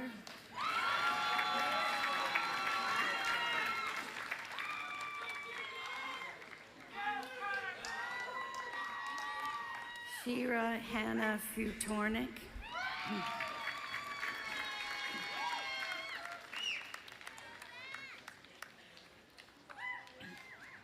Samantha Bennett Gable.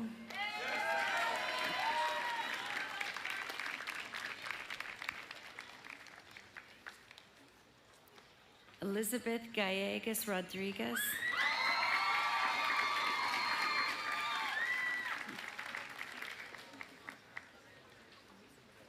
Brian Anthony Gulucci.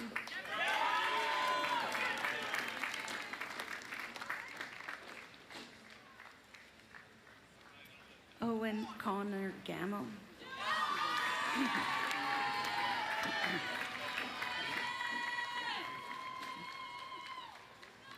Sophia Julia Garber.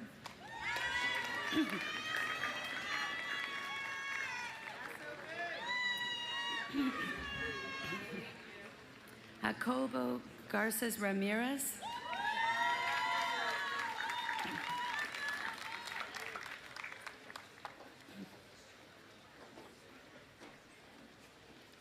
Sarah Jane Lance Gavin.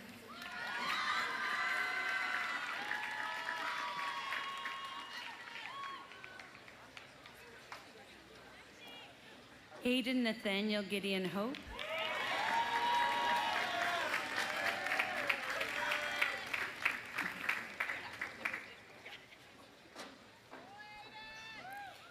Alexandria Josephina Georgiades.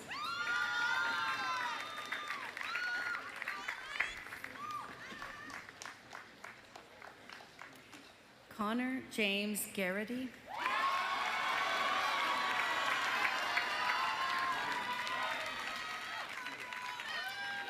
Tamron Gellert Guy.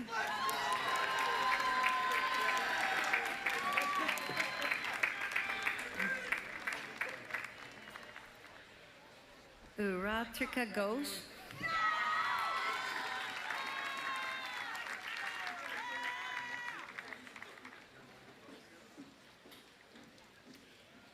Emma Murphy Gillespie.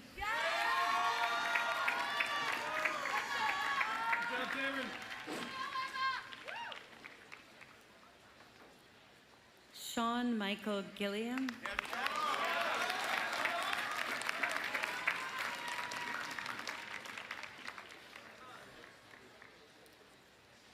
Quinn May Gleason.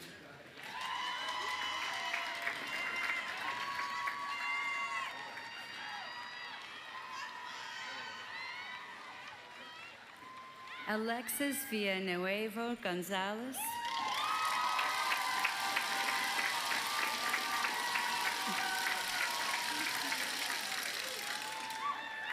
Mia Goodwin.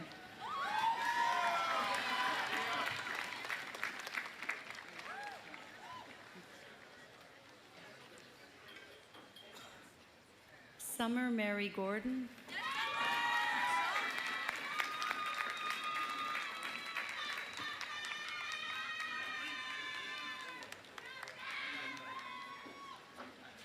Lucy Frances Green.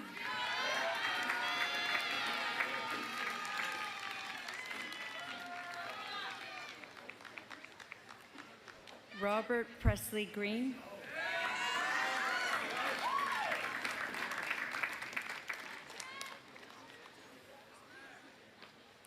Sophia Penelope Green.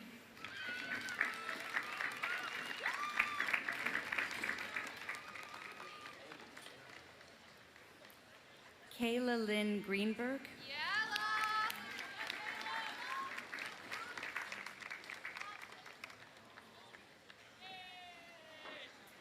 Eli David Greenwald.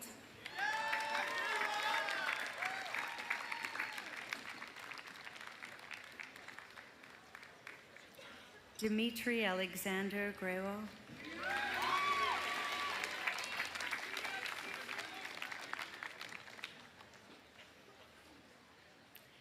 Tessa Jude Griffith.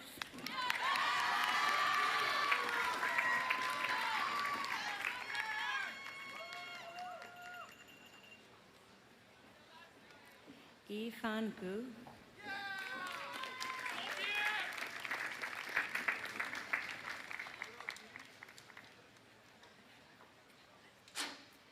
Jayan Gupta Gulati.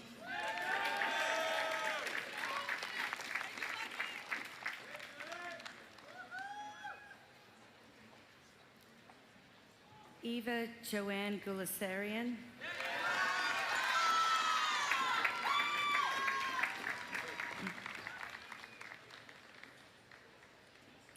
Henry Springer Gunderson.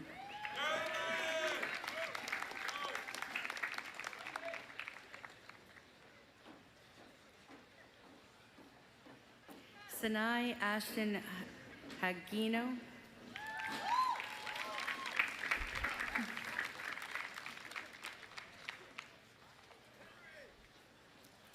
Elizabeth Atwood Hall.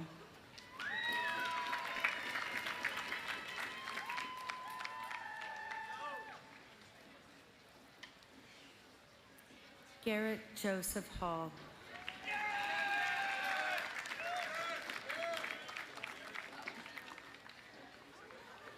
Samuel Hallett.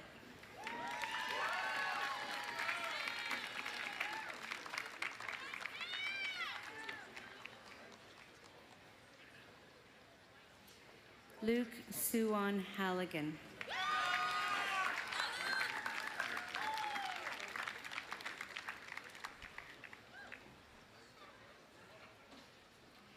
Janie Brooke Halperin.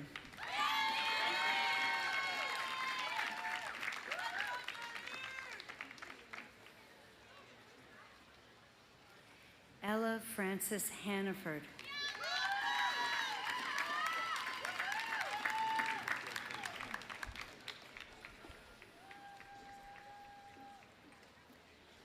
Kai Nathaniel Harris.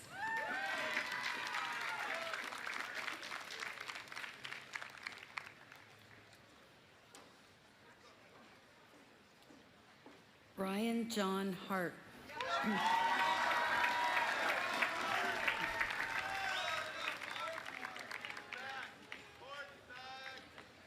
Connor Rowley Hartman.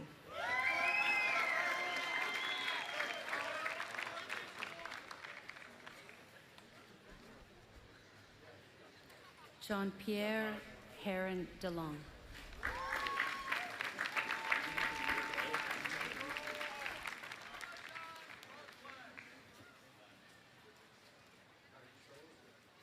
Ayman Hussan.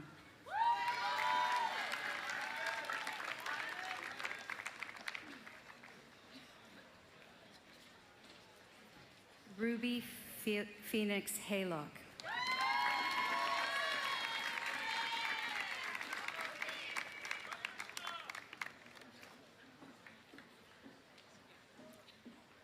David He.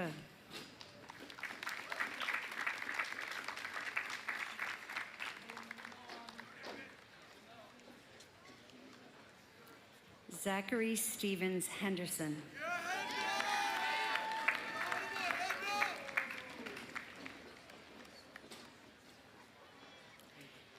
Tierney Hennigan.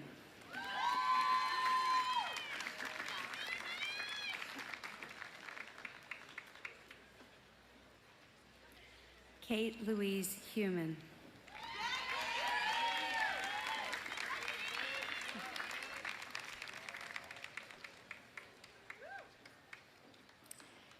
Patrick Thomas Heverin.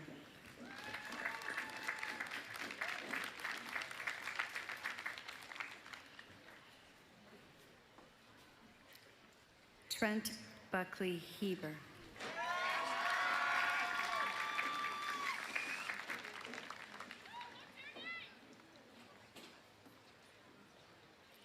Ansley Rose Higgins.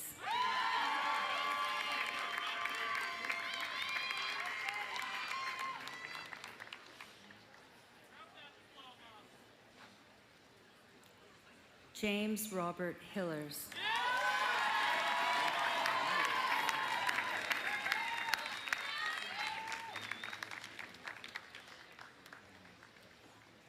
Reese Niels Hillman.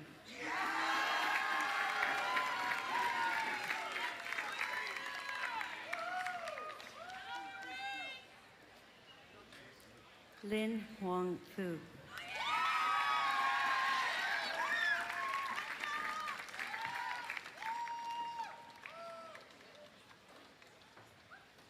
Andrew Peter Hoffman.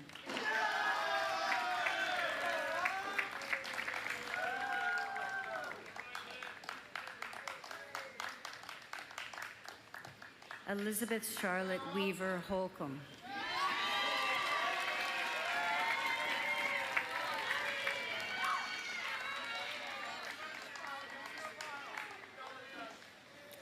Wyatt Henry Holder.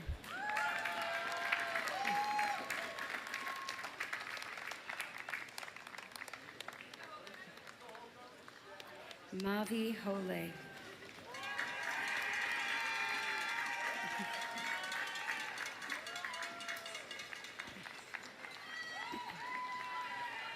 Matthew Tomasetti Holmes.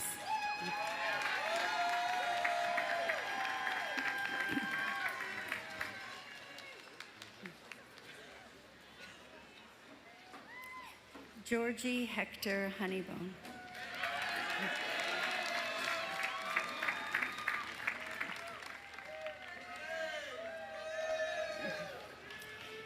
Caesar Owen Hoover Darmalingom.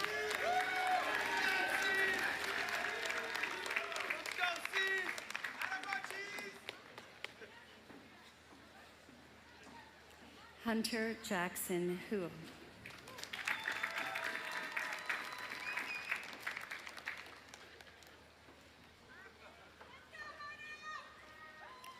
Lucas Allen Hrinda.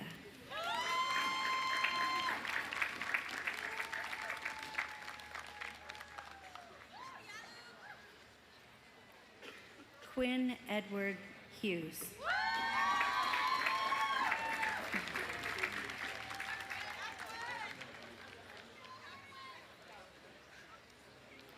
John Benton Hull.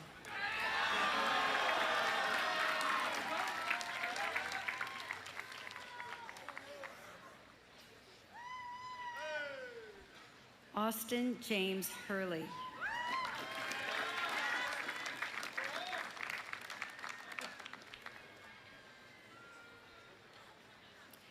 Jack Spencer Ausmans.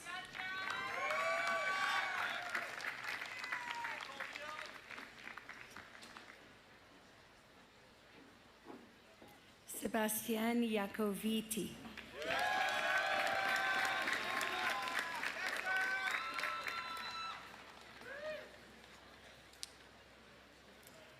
Lexi B. Inger.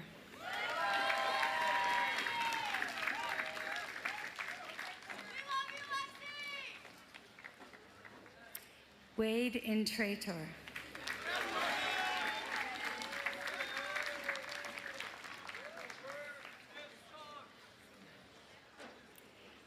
Iris LaFay Ireland.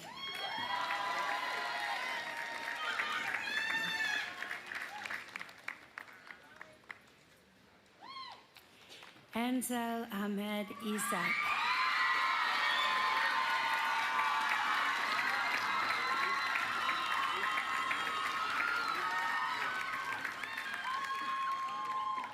Natalia Belen Jacobs Fender.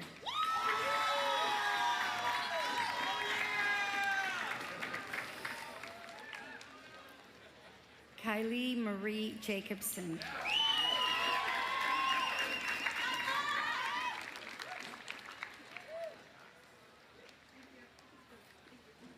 Mia Janicki.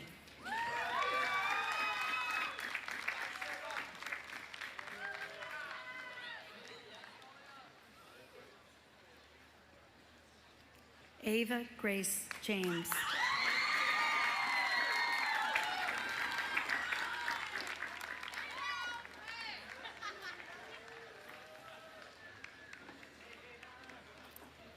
Zachary E. J. War.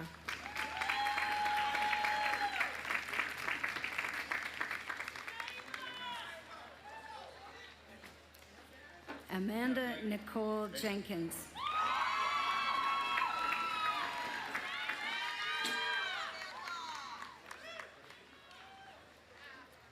Sunmin Jung.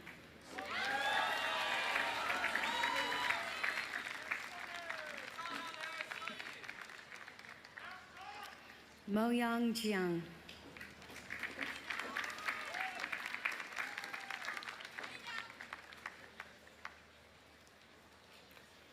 Leslie Jimenez.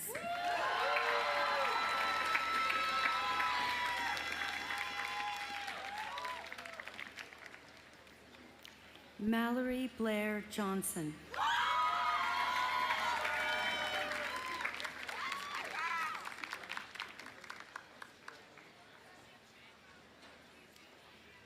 Bisan Kablawi.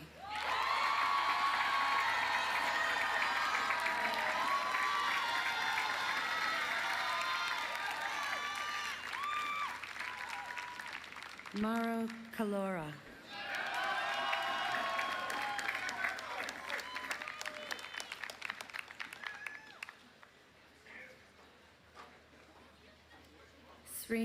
Kamal.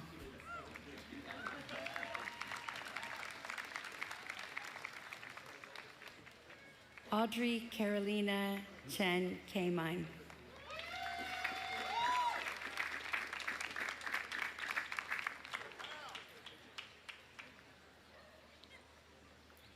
Brett Karp.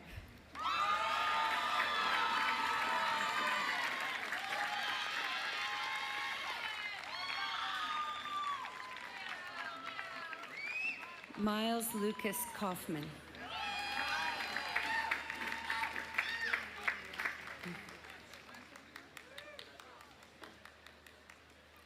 Caroline Elizabeth Keating.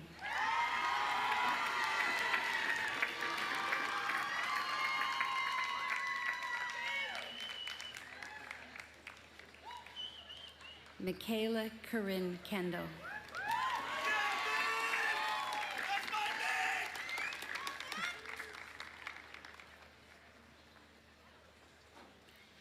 Lee Kenny.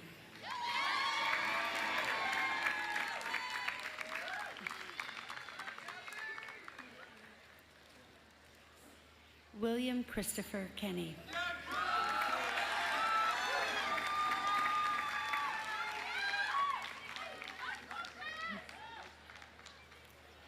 Zain Omar Khan.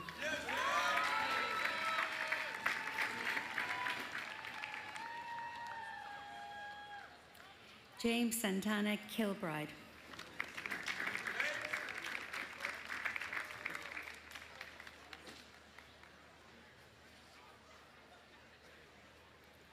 Omer Keithoff.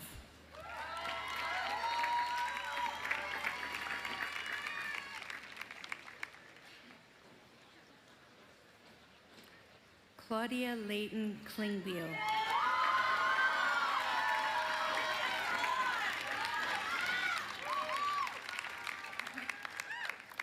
Simon Jennings Klompus.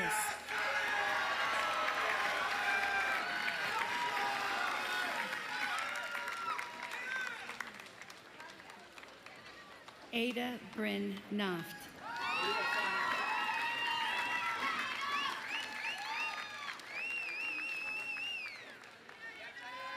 Quinn Coberts.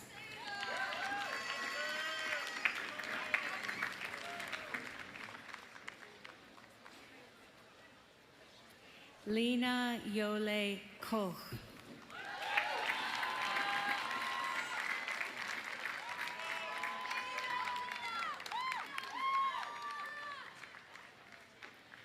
Jacob Denny Kajubabian.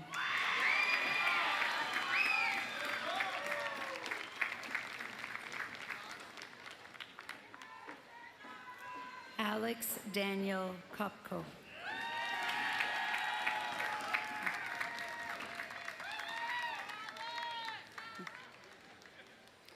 Melinda Rosa Kastrinsky.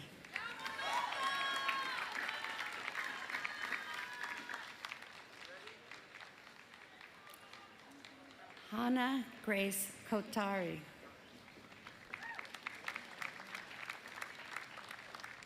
Matthew Joseph Konkowitz.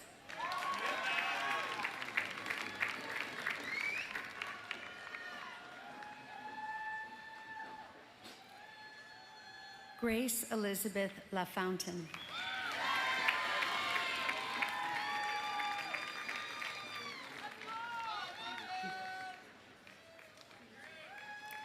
Maya Catherine the Liberty.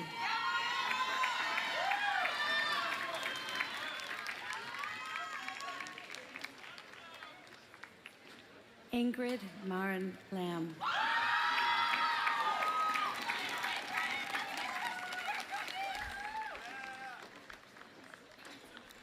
Addison Priscilla Lanoux.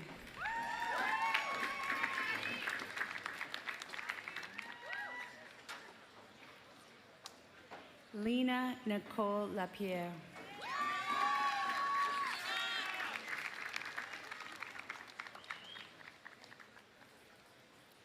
Willa Charlotte Lasky.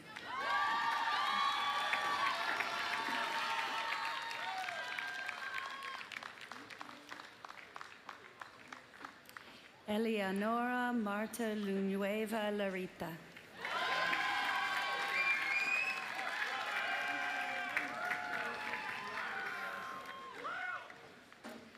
Sebastian Dali Leal.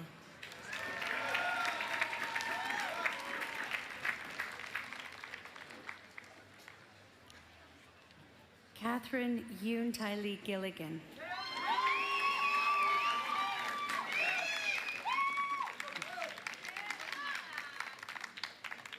Madeleine Lily Leger.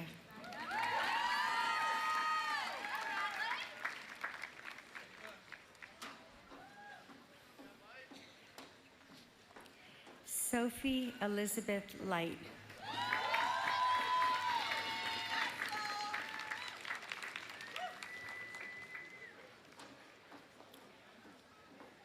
Kaylee Christine Leone.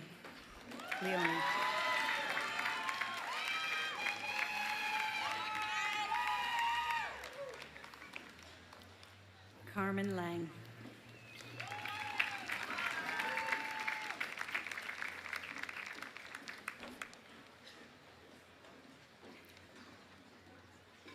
Fletcher McGardy Lieber.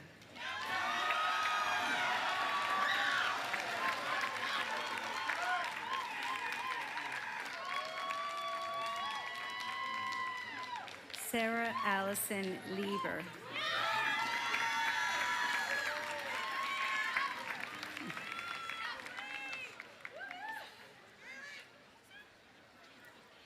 Jiaoyi Liu.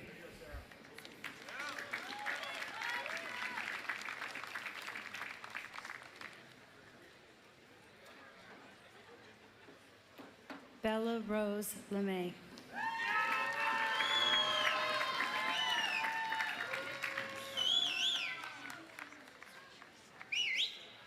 Preston David Long.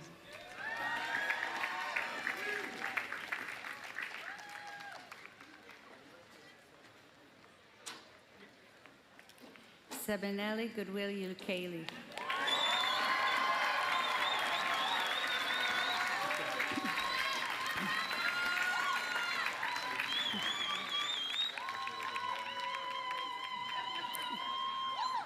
Alwyn Liang Ma.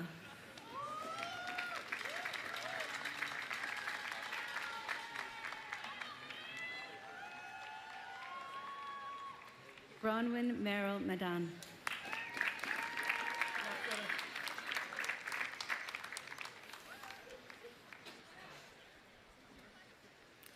Geijo Muhai.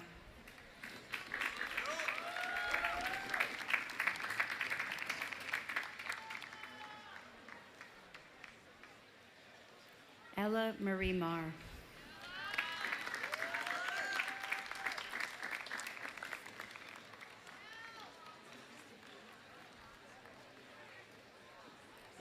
Rosina Emmanuel Makwabe.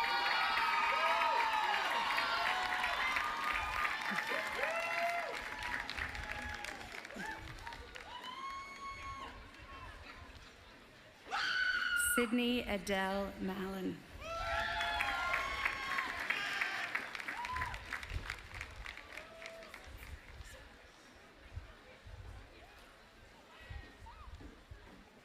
Sophie Lee Manhudspeth.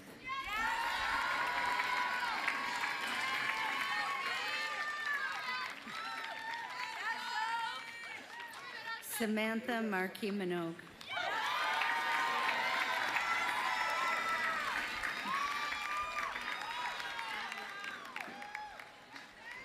Evelyn Gates Marchand.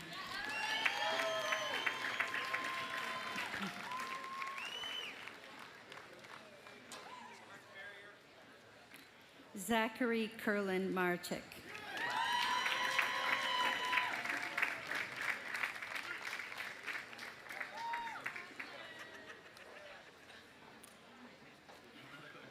Jack Henry Margoloff.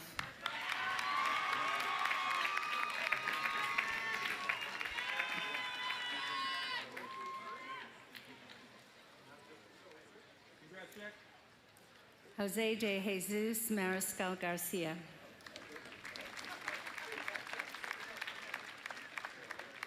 Penelope Eleanor Marsh.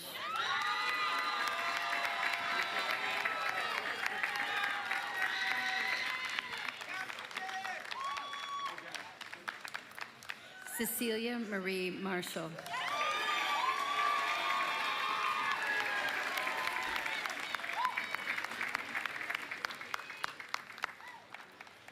Isabel McLean Martin.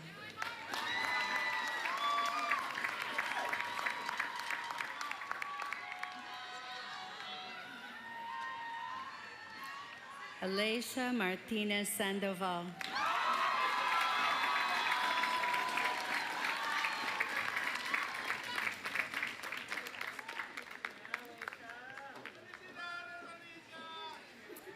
Erin Martinez Villegas.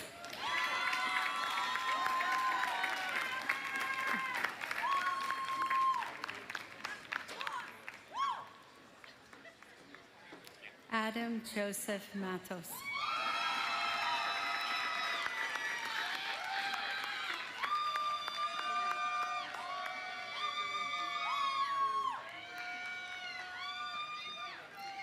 Chiwer Mongok Mayan.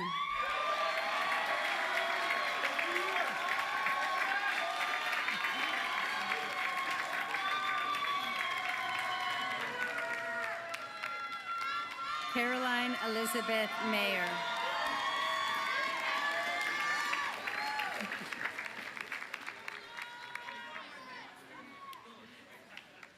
Andrew Joseph McCarthy.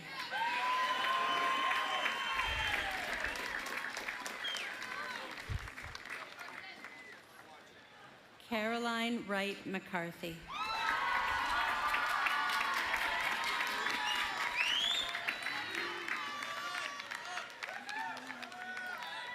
Gus McGarrigan.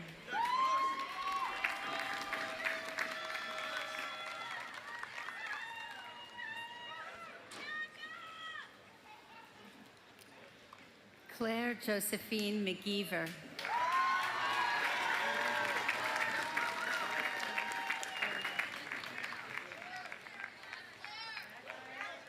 Connor Taylor McGuckin.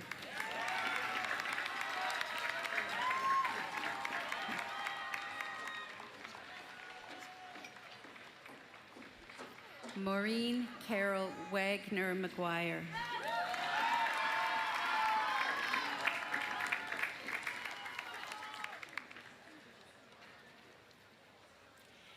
Kelly Pearson McKegg.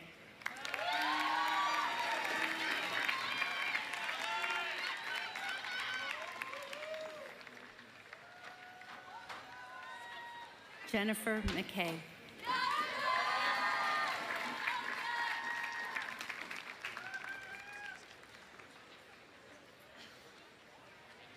Evan Barkley McMahon.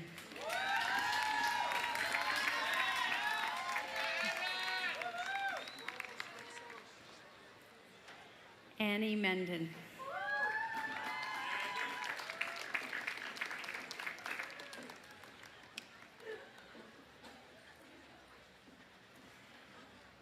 Franco Raffaele Mili.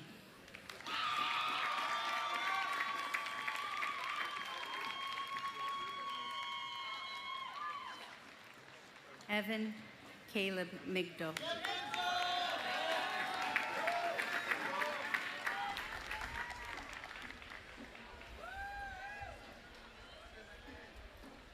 Eleanor Ruth Millard.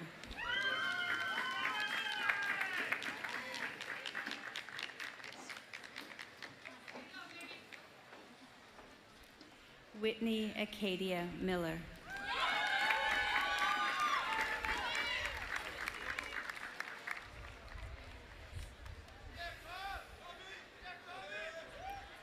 Lillian Rose Misbrenner.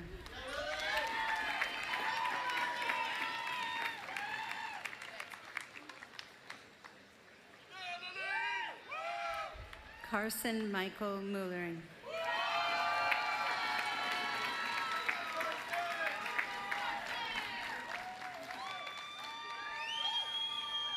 Mohammed Mojahid Hassan Mohammed.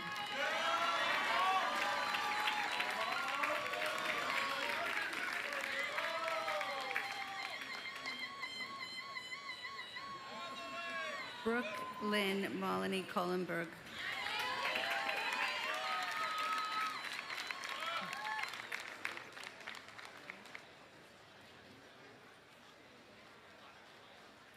Gabrielle Monaco.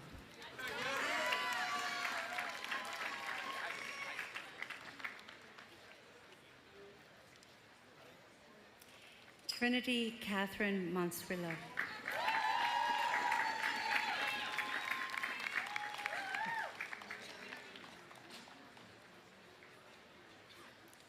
Ashton Montero.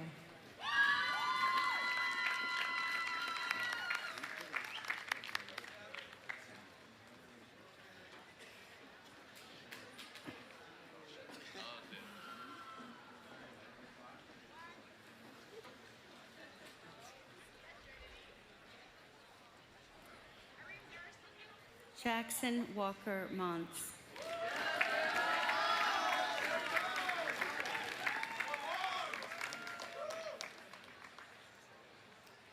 John Fripp Morel V.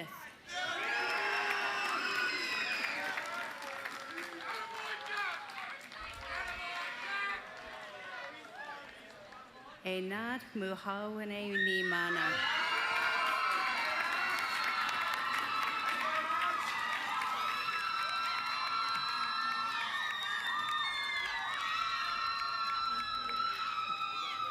Juliana Elise Murray.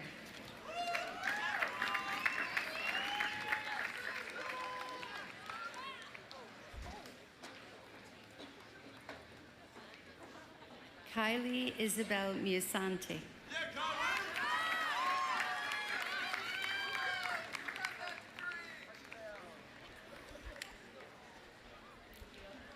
Elizabeth Kate Nahigian.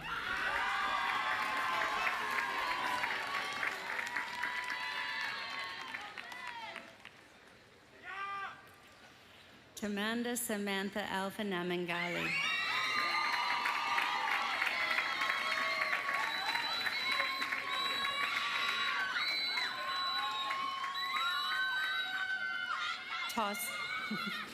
Tosca Newman.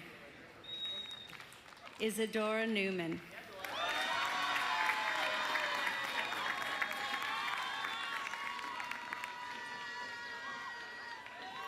Ella Suzanne Nichol.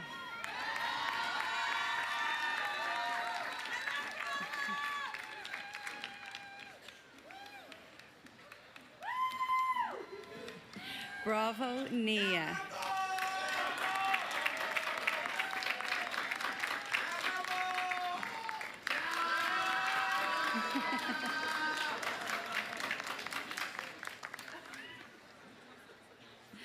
Isaac Abroka Niemenko.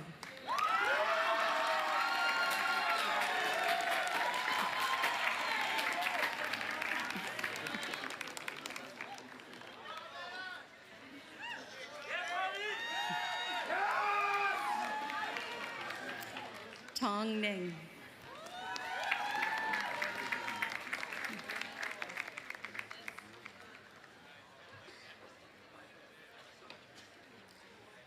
Zoe Grace Nerel.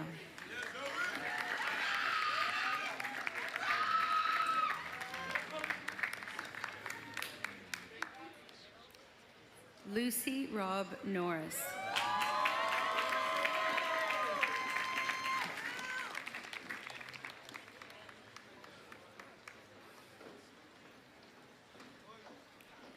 Hunter Chase Norton.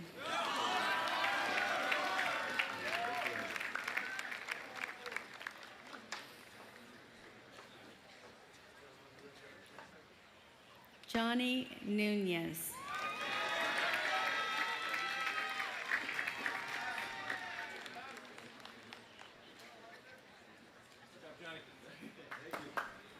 Andrew Nias.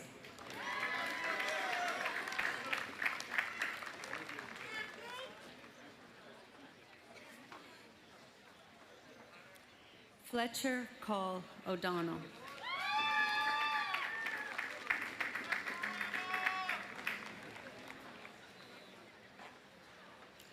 Daisy Witherby O'Dwyer.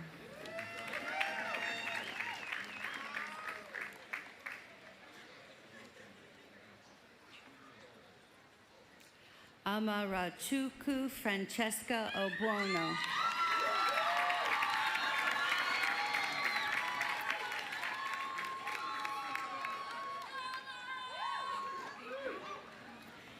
Fenna Oliphant Linden.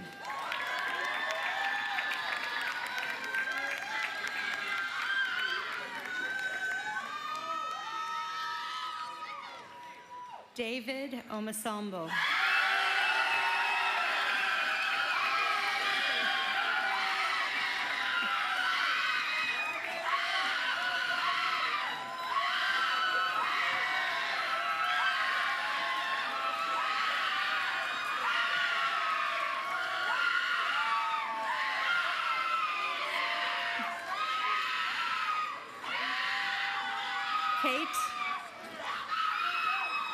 Kate Patricia O'Neill.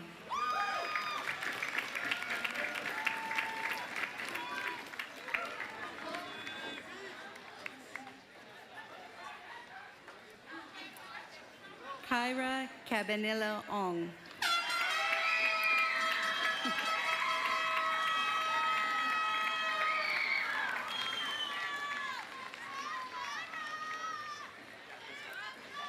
Claire Adele Orfield.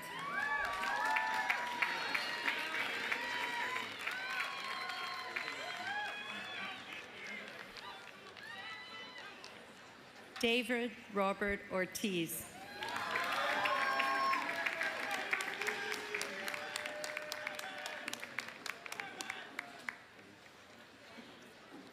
Caitlin Elizabeth O'Shaughnessy.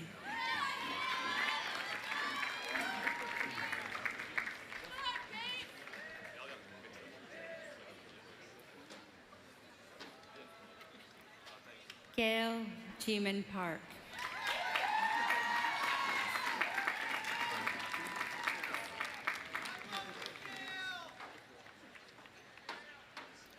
Anya Catalina Cuadro Passino.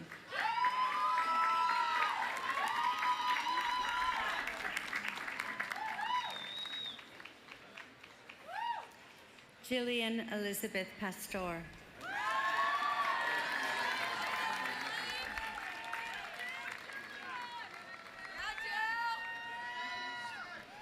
Emma Florence Petard.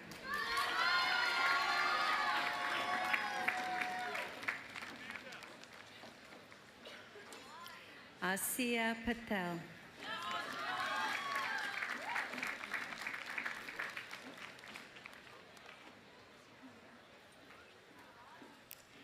Madison Elizabeth Pavio.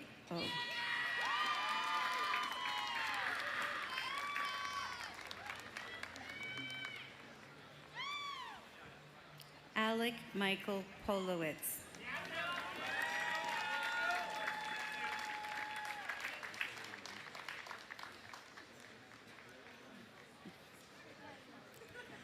Lucy Jane Painter.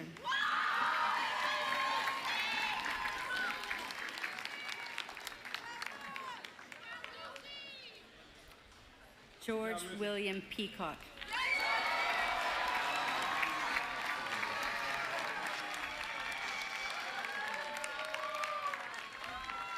Matthew Lee Peeler.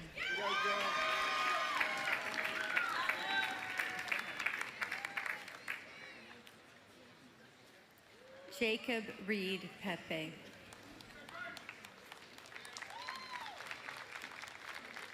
Christopher John Perkin.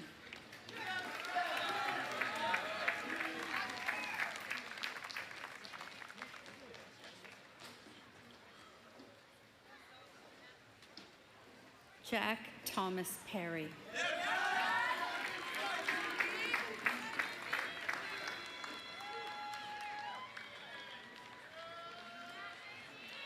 Alan Pham.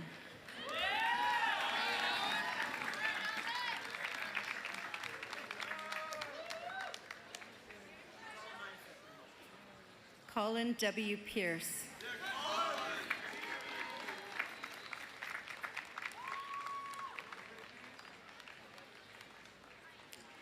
Nathaniel Scott Pierce.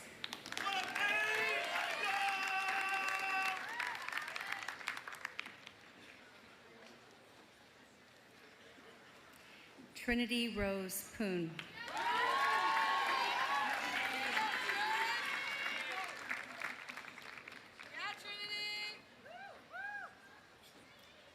Amanda Grace Power.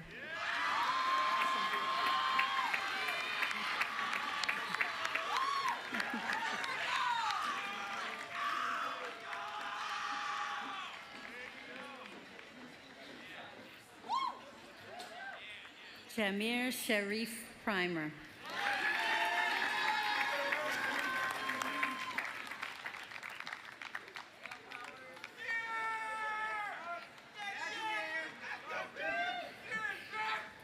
Peter James Saihajas.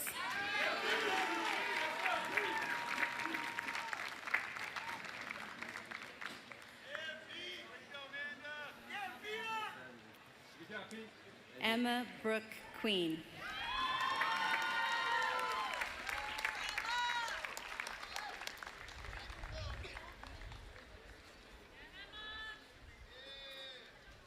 Molly Grace Quinlan.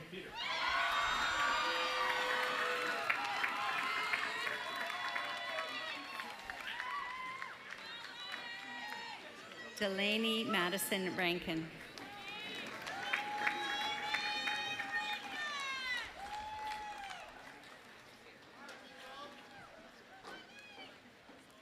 Nicholas Hakeem Raposo.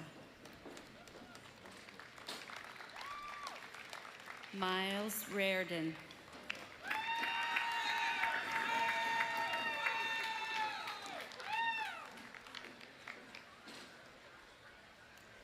Sophie Rousseau.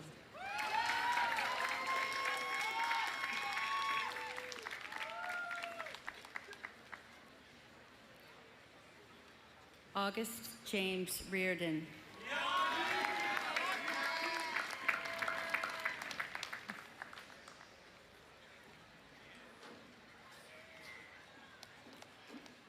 Kendall Taylor Reed.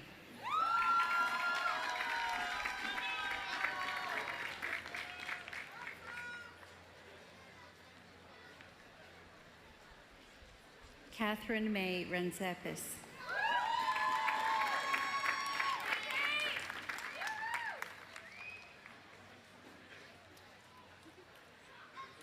Samantha Sloan Rice.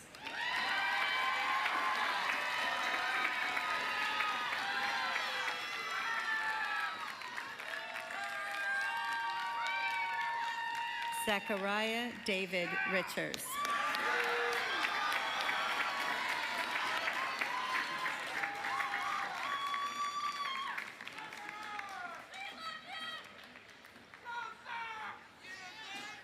Matthew Fisher Reisman.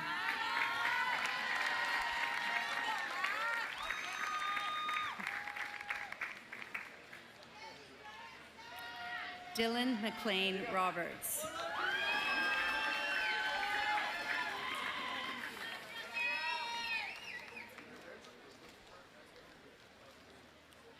Anne Carol Robinson.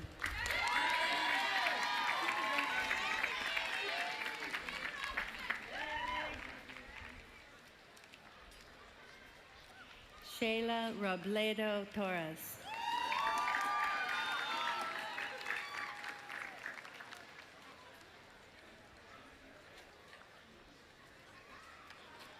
Eva Luisa Rodriguez.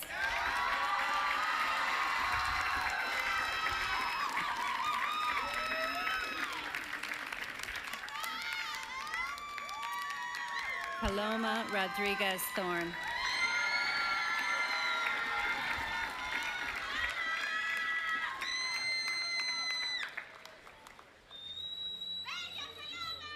Julia J. Roloffs.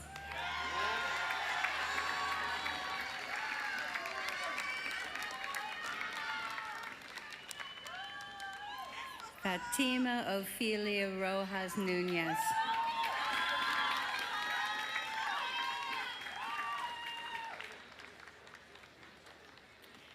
Zachary Martin Rosenthal.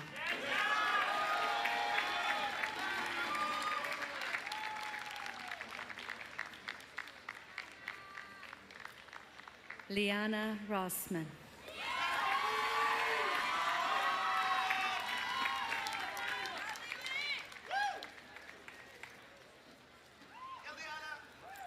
Isaiah Naiji Ross.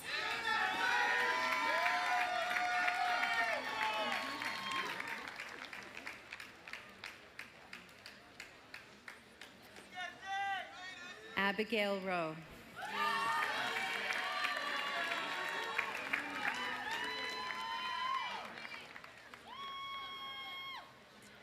Caroline Annette Estelle Roy.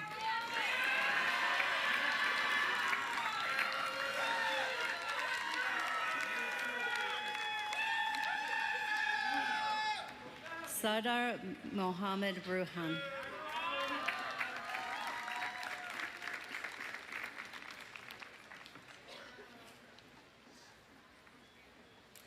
Liam Egbert Rule.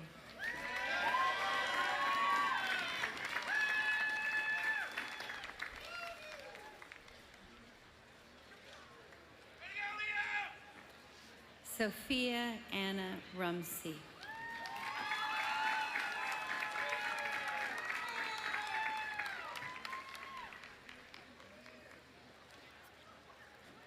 Sakina Saidi.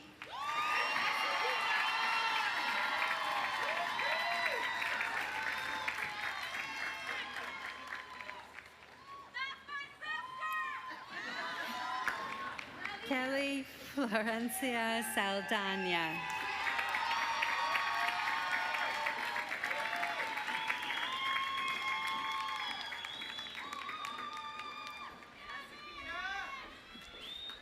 Isabel Leafay Sander.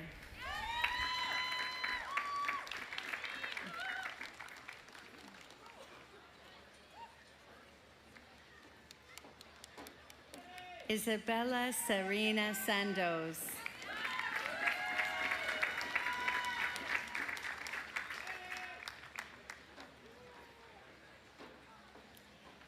Diego Robert Sarabia.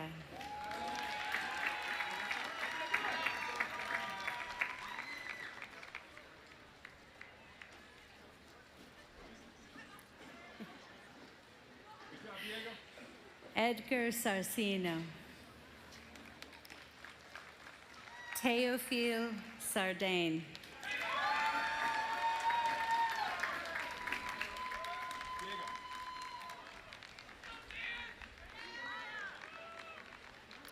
Thomas Lee Sargent.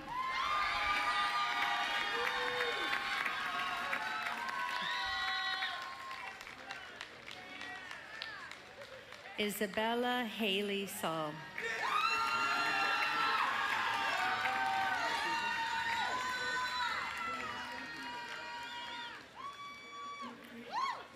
Xander Scarvone.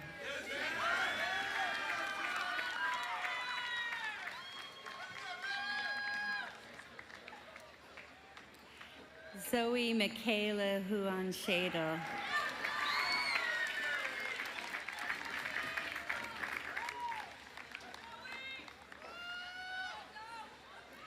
Mariah Noel Sharn.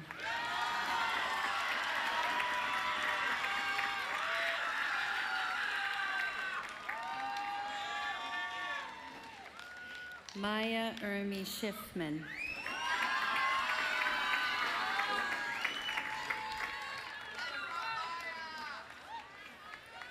Catherine Schultz.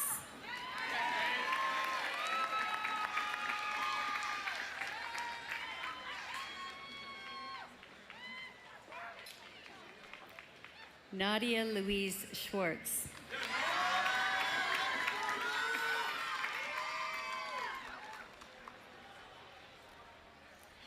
Sam Scola.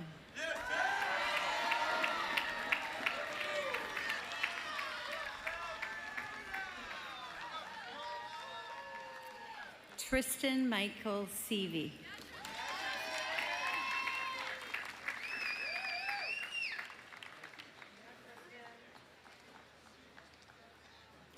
Maya Grace Siegerman.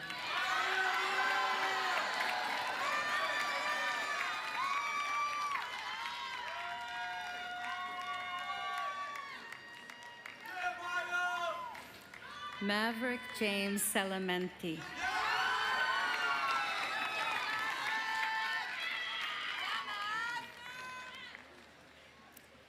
Lila Sky Shamsi.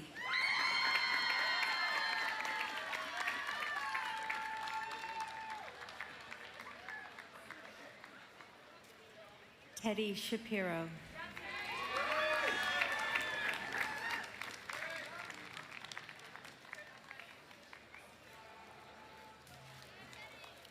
Aro Sharma.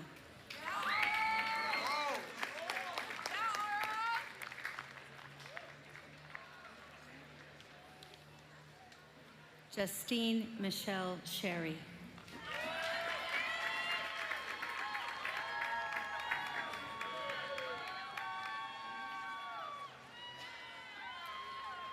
Micah Zane Shimizu.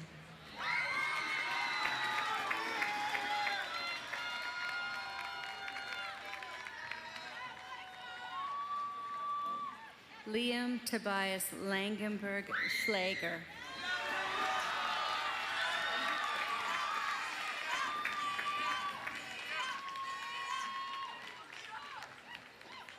Rachel McCallum Schwartzer.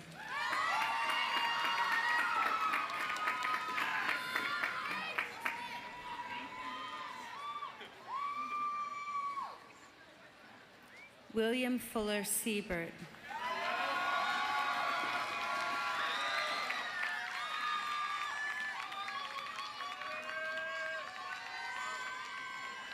Kelly Siegel.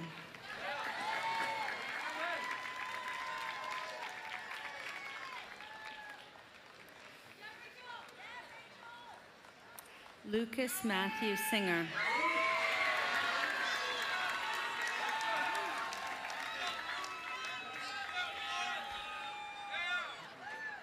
Ava Singh.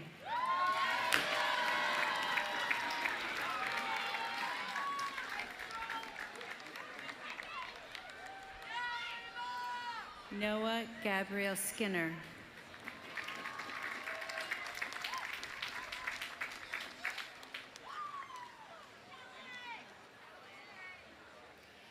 Samuel Avery Skinner.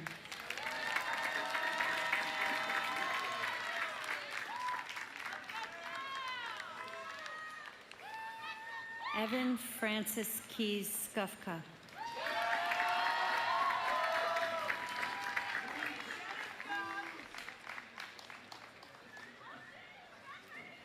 Joshua Greenwood Smith.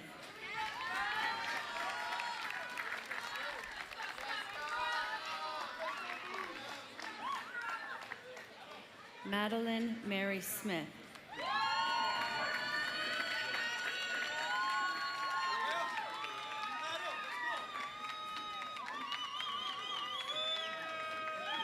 Olivia Rahe Smith.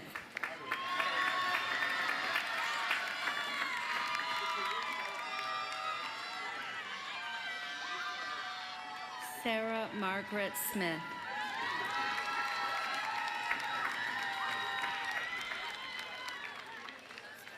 Wilson Endicott Smith.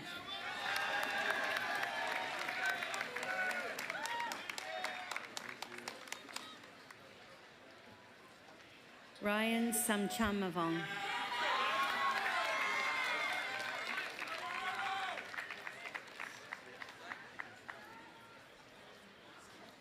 Marich Samridovich.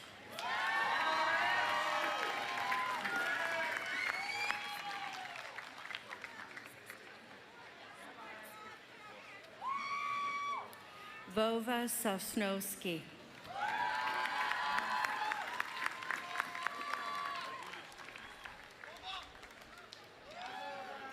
Aoife Elena Spiesel.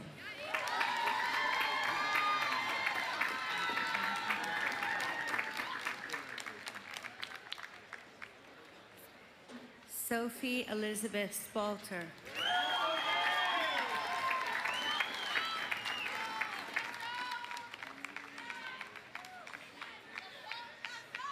Graham McCabe Spurrell.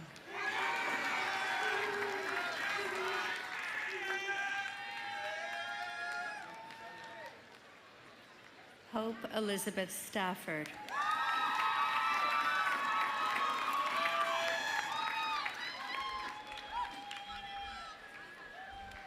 Aidan Frank Starks Chessa.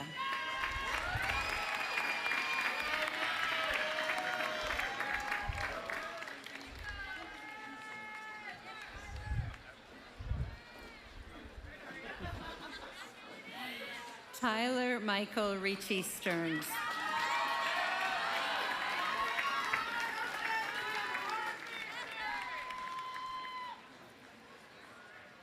Adam Lewis Steinberg.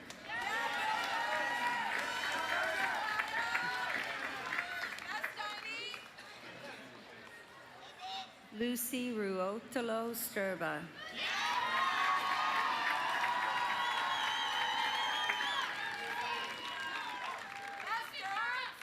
Karsten Benjamin Steiner. Darren Leo Ming Stockhammer.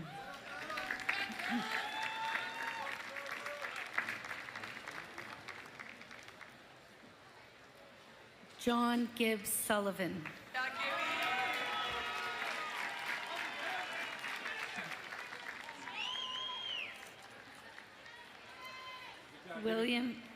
William Donald Sutton.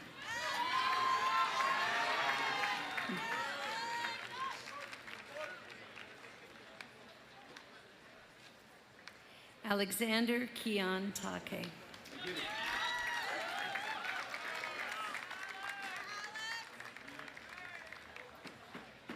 Denzel Tan.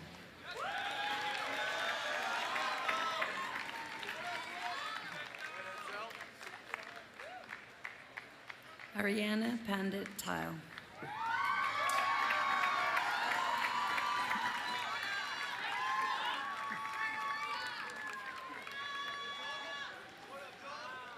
Ross Adrienne Tejeda.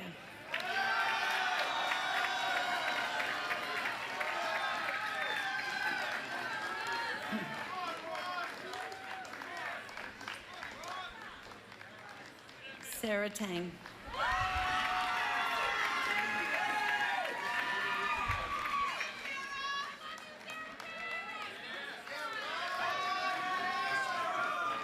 Tanvir Tahomit.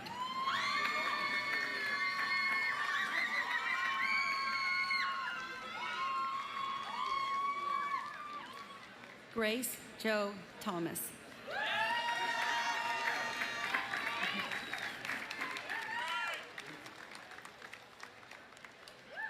Sarah Frances Thornburg.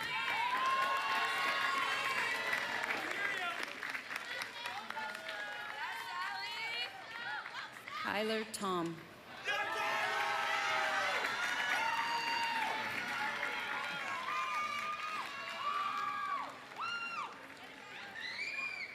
John Allen Tully.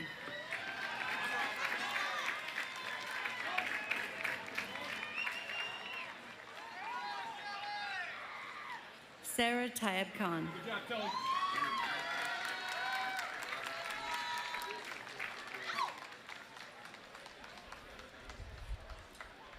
James Frederick Usher.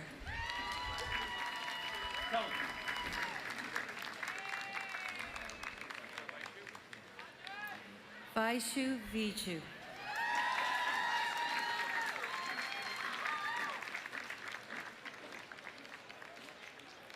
Dominic Michael Varelli.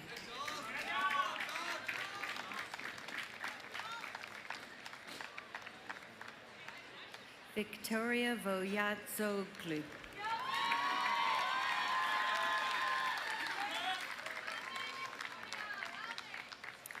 Lexi Walken.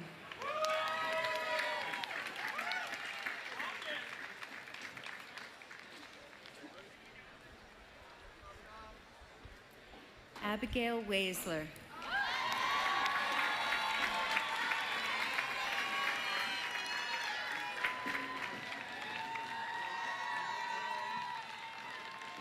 Jihao Wong.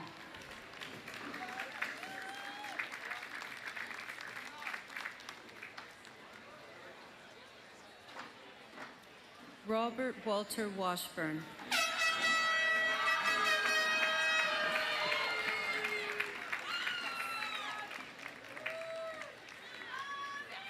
Shenandoah Ann Waugh.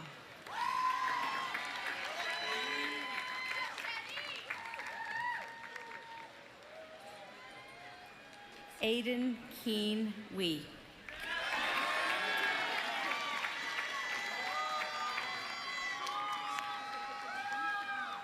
Zachary David Weinstein.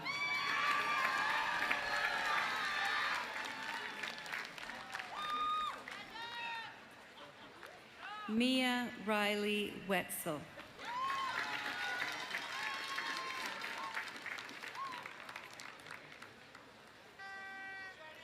Reagan White.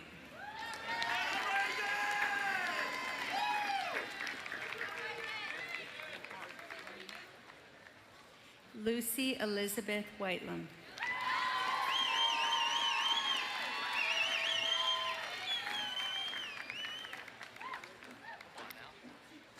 Matthew William Wiley.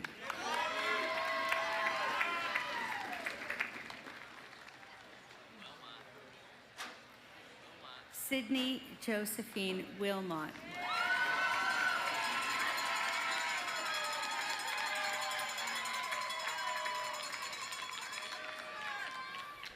Lauren Andrea Wong.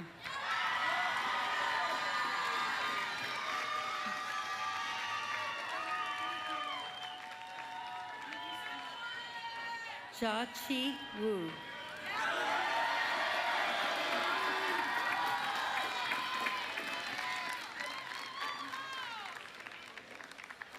Eloise Wyatt.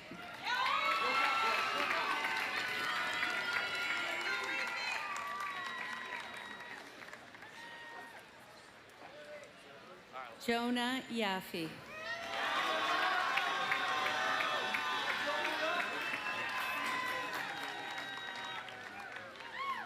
Omar Yesh.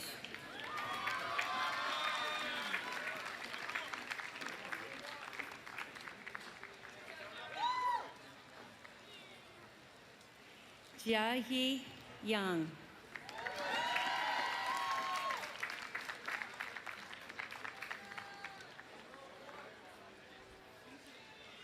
Liam Patrick Yardley.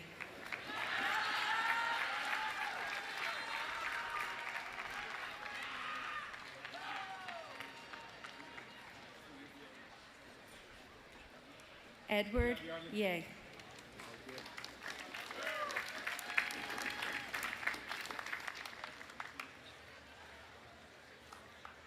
Leojin Ye.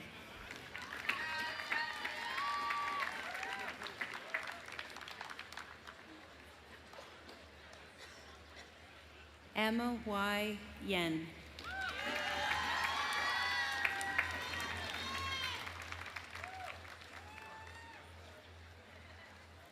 Amanda Brooke Yales.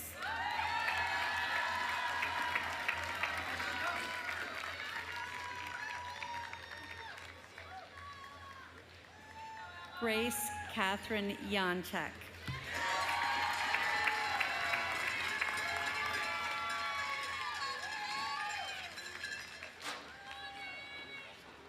Joseph McCaughey Yoxel.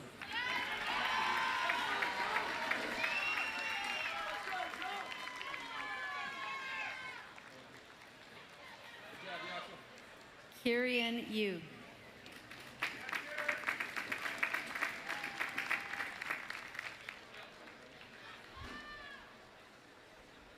Ihwan Yu.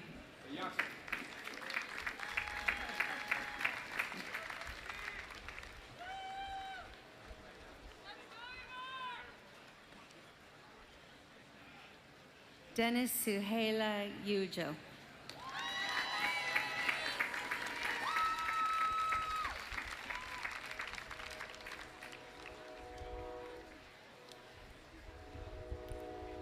Luciana Zayat.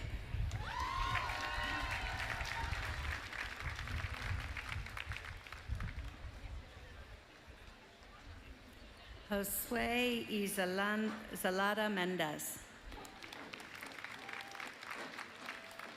Alden Morse Jung.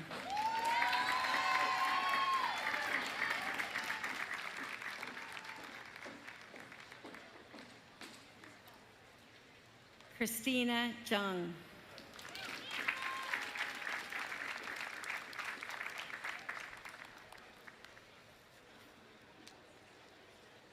Phoebe Xu.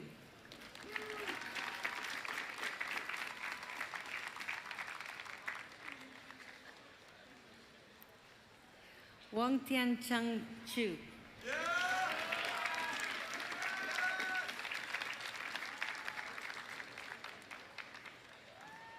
Lily Griffin Zink.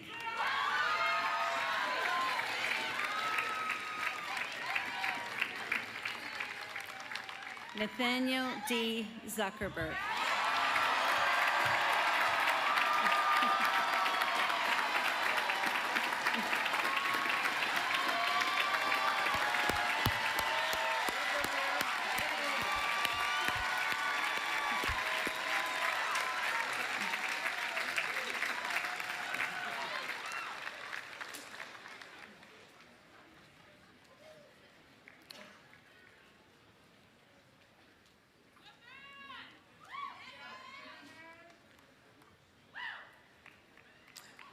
I now ask the members of the graduating class to stand, and our senior marshals will direct the class to move the tassels from the right to the left on their caps, thereby signifying their degree.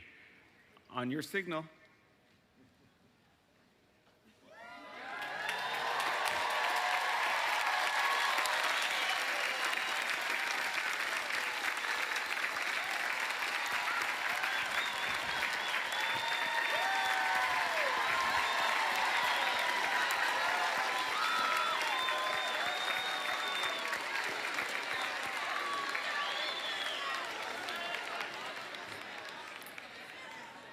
Congratulations, Bates graduates. I now invite Bates College Alumni Association President Leah Elsmore, class of 2012, to the podium.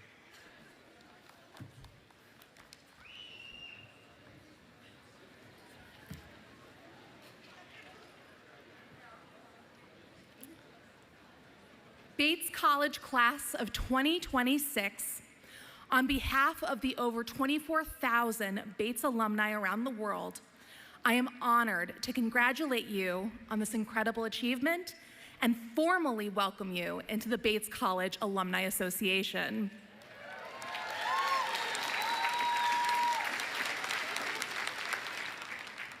Lynx rufus, the bobcat, is an adaptable predator that can be found in diverse habitats, from prairies to mountains, deserts to swamps, wooded forests, and even semi-urban environments. Like our mascot, Batesies are known for being adaptable and resilient. You will find that the liberal arts education you've received at Bates makes you exceptionally versatile. Bates graduates find themselves in a wide range of industries, skillfully shifting and pivoting throughout their careers. The core liberal arts skills of critical thinking, compelling writing, and intellectual curiosity will serve you well in any field you choose. You'd be surprised where you can find a fellow bobcat in the wild. Bates alumni can be found all over the globe. This, however, is where the metaphor ends. The animal, the bobcat, is a notably solitary creature, while the Bates bobcat is communal. During your time at Bates, you've built community in commons, in clubs, on sports teams, and in classes. You've created connections through shared experiences like puddle jump and ASOP. Although your time as a student at Bates is ending, it does not mean that your connection to this community does. In fact, it's expanding and evolving. You are officially part of a robust network of alumni. If you find yourself in a new city after graduation, you can always attend a regional alumni event or grab coffee with a local bobcat, and you will find yourself feeling at home. You can reach out to alumni to learn from them, how they've navigated life after Bates and their career path. They can help you broaden your network and suggest ways to tailor your resume to specific industries. I know networking can be intimidating, but with a fellow bobcat, you'll always have something to connect over. whether it's talking about your favorite meal in Commons, the dorm you lived in your first year, your study abroad experience, or your thesis topic. And I urge you to be there for future Bobcats, continuing the legacy and engagement and connection across generations of Bates graduates. Congratulations, class of 2026, and welcome to the Bates College Alumni Association.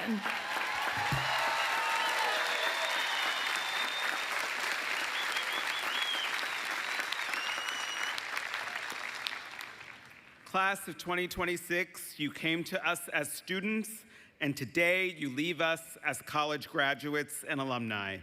But of course, you never really leave us or each other. I'm so proud of you, proud of what and proud to have been able to share in part of this journey with you. This has been a glorious day. Before the benediction, I just want to leave you with this. It's a short phrase that's both my charge to you as your president and also my wish for you as someone who has become very fond of this class.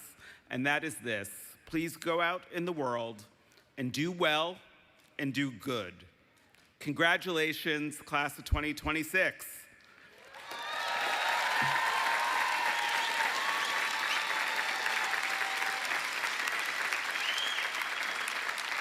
Following the benediction, I ask the graduates to remain seated and in place until the platform party and the faculty have recessed. The faculty will greet you as you recess. We ask members of the audience to remain in place until the recession is concluded. Following the recession, please join us for lunch in front of Commons and on Bardwell Field. I now invite Raymond Clothier, our interim multi-faith chaplain, to offer the benediction.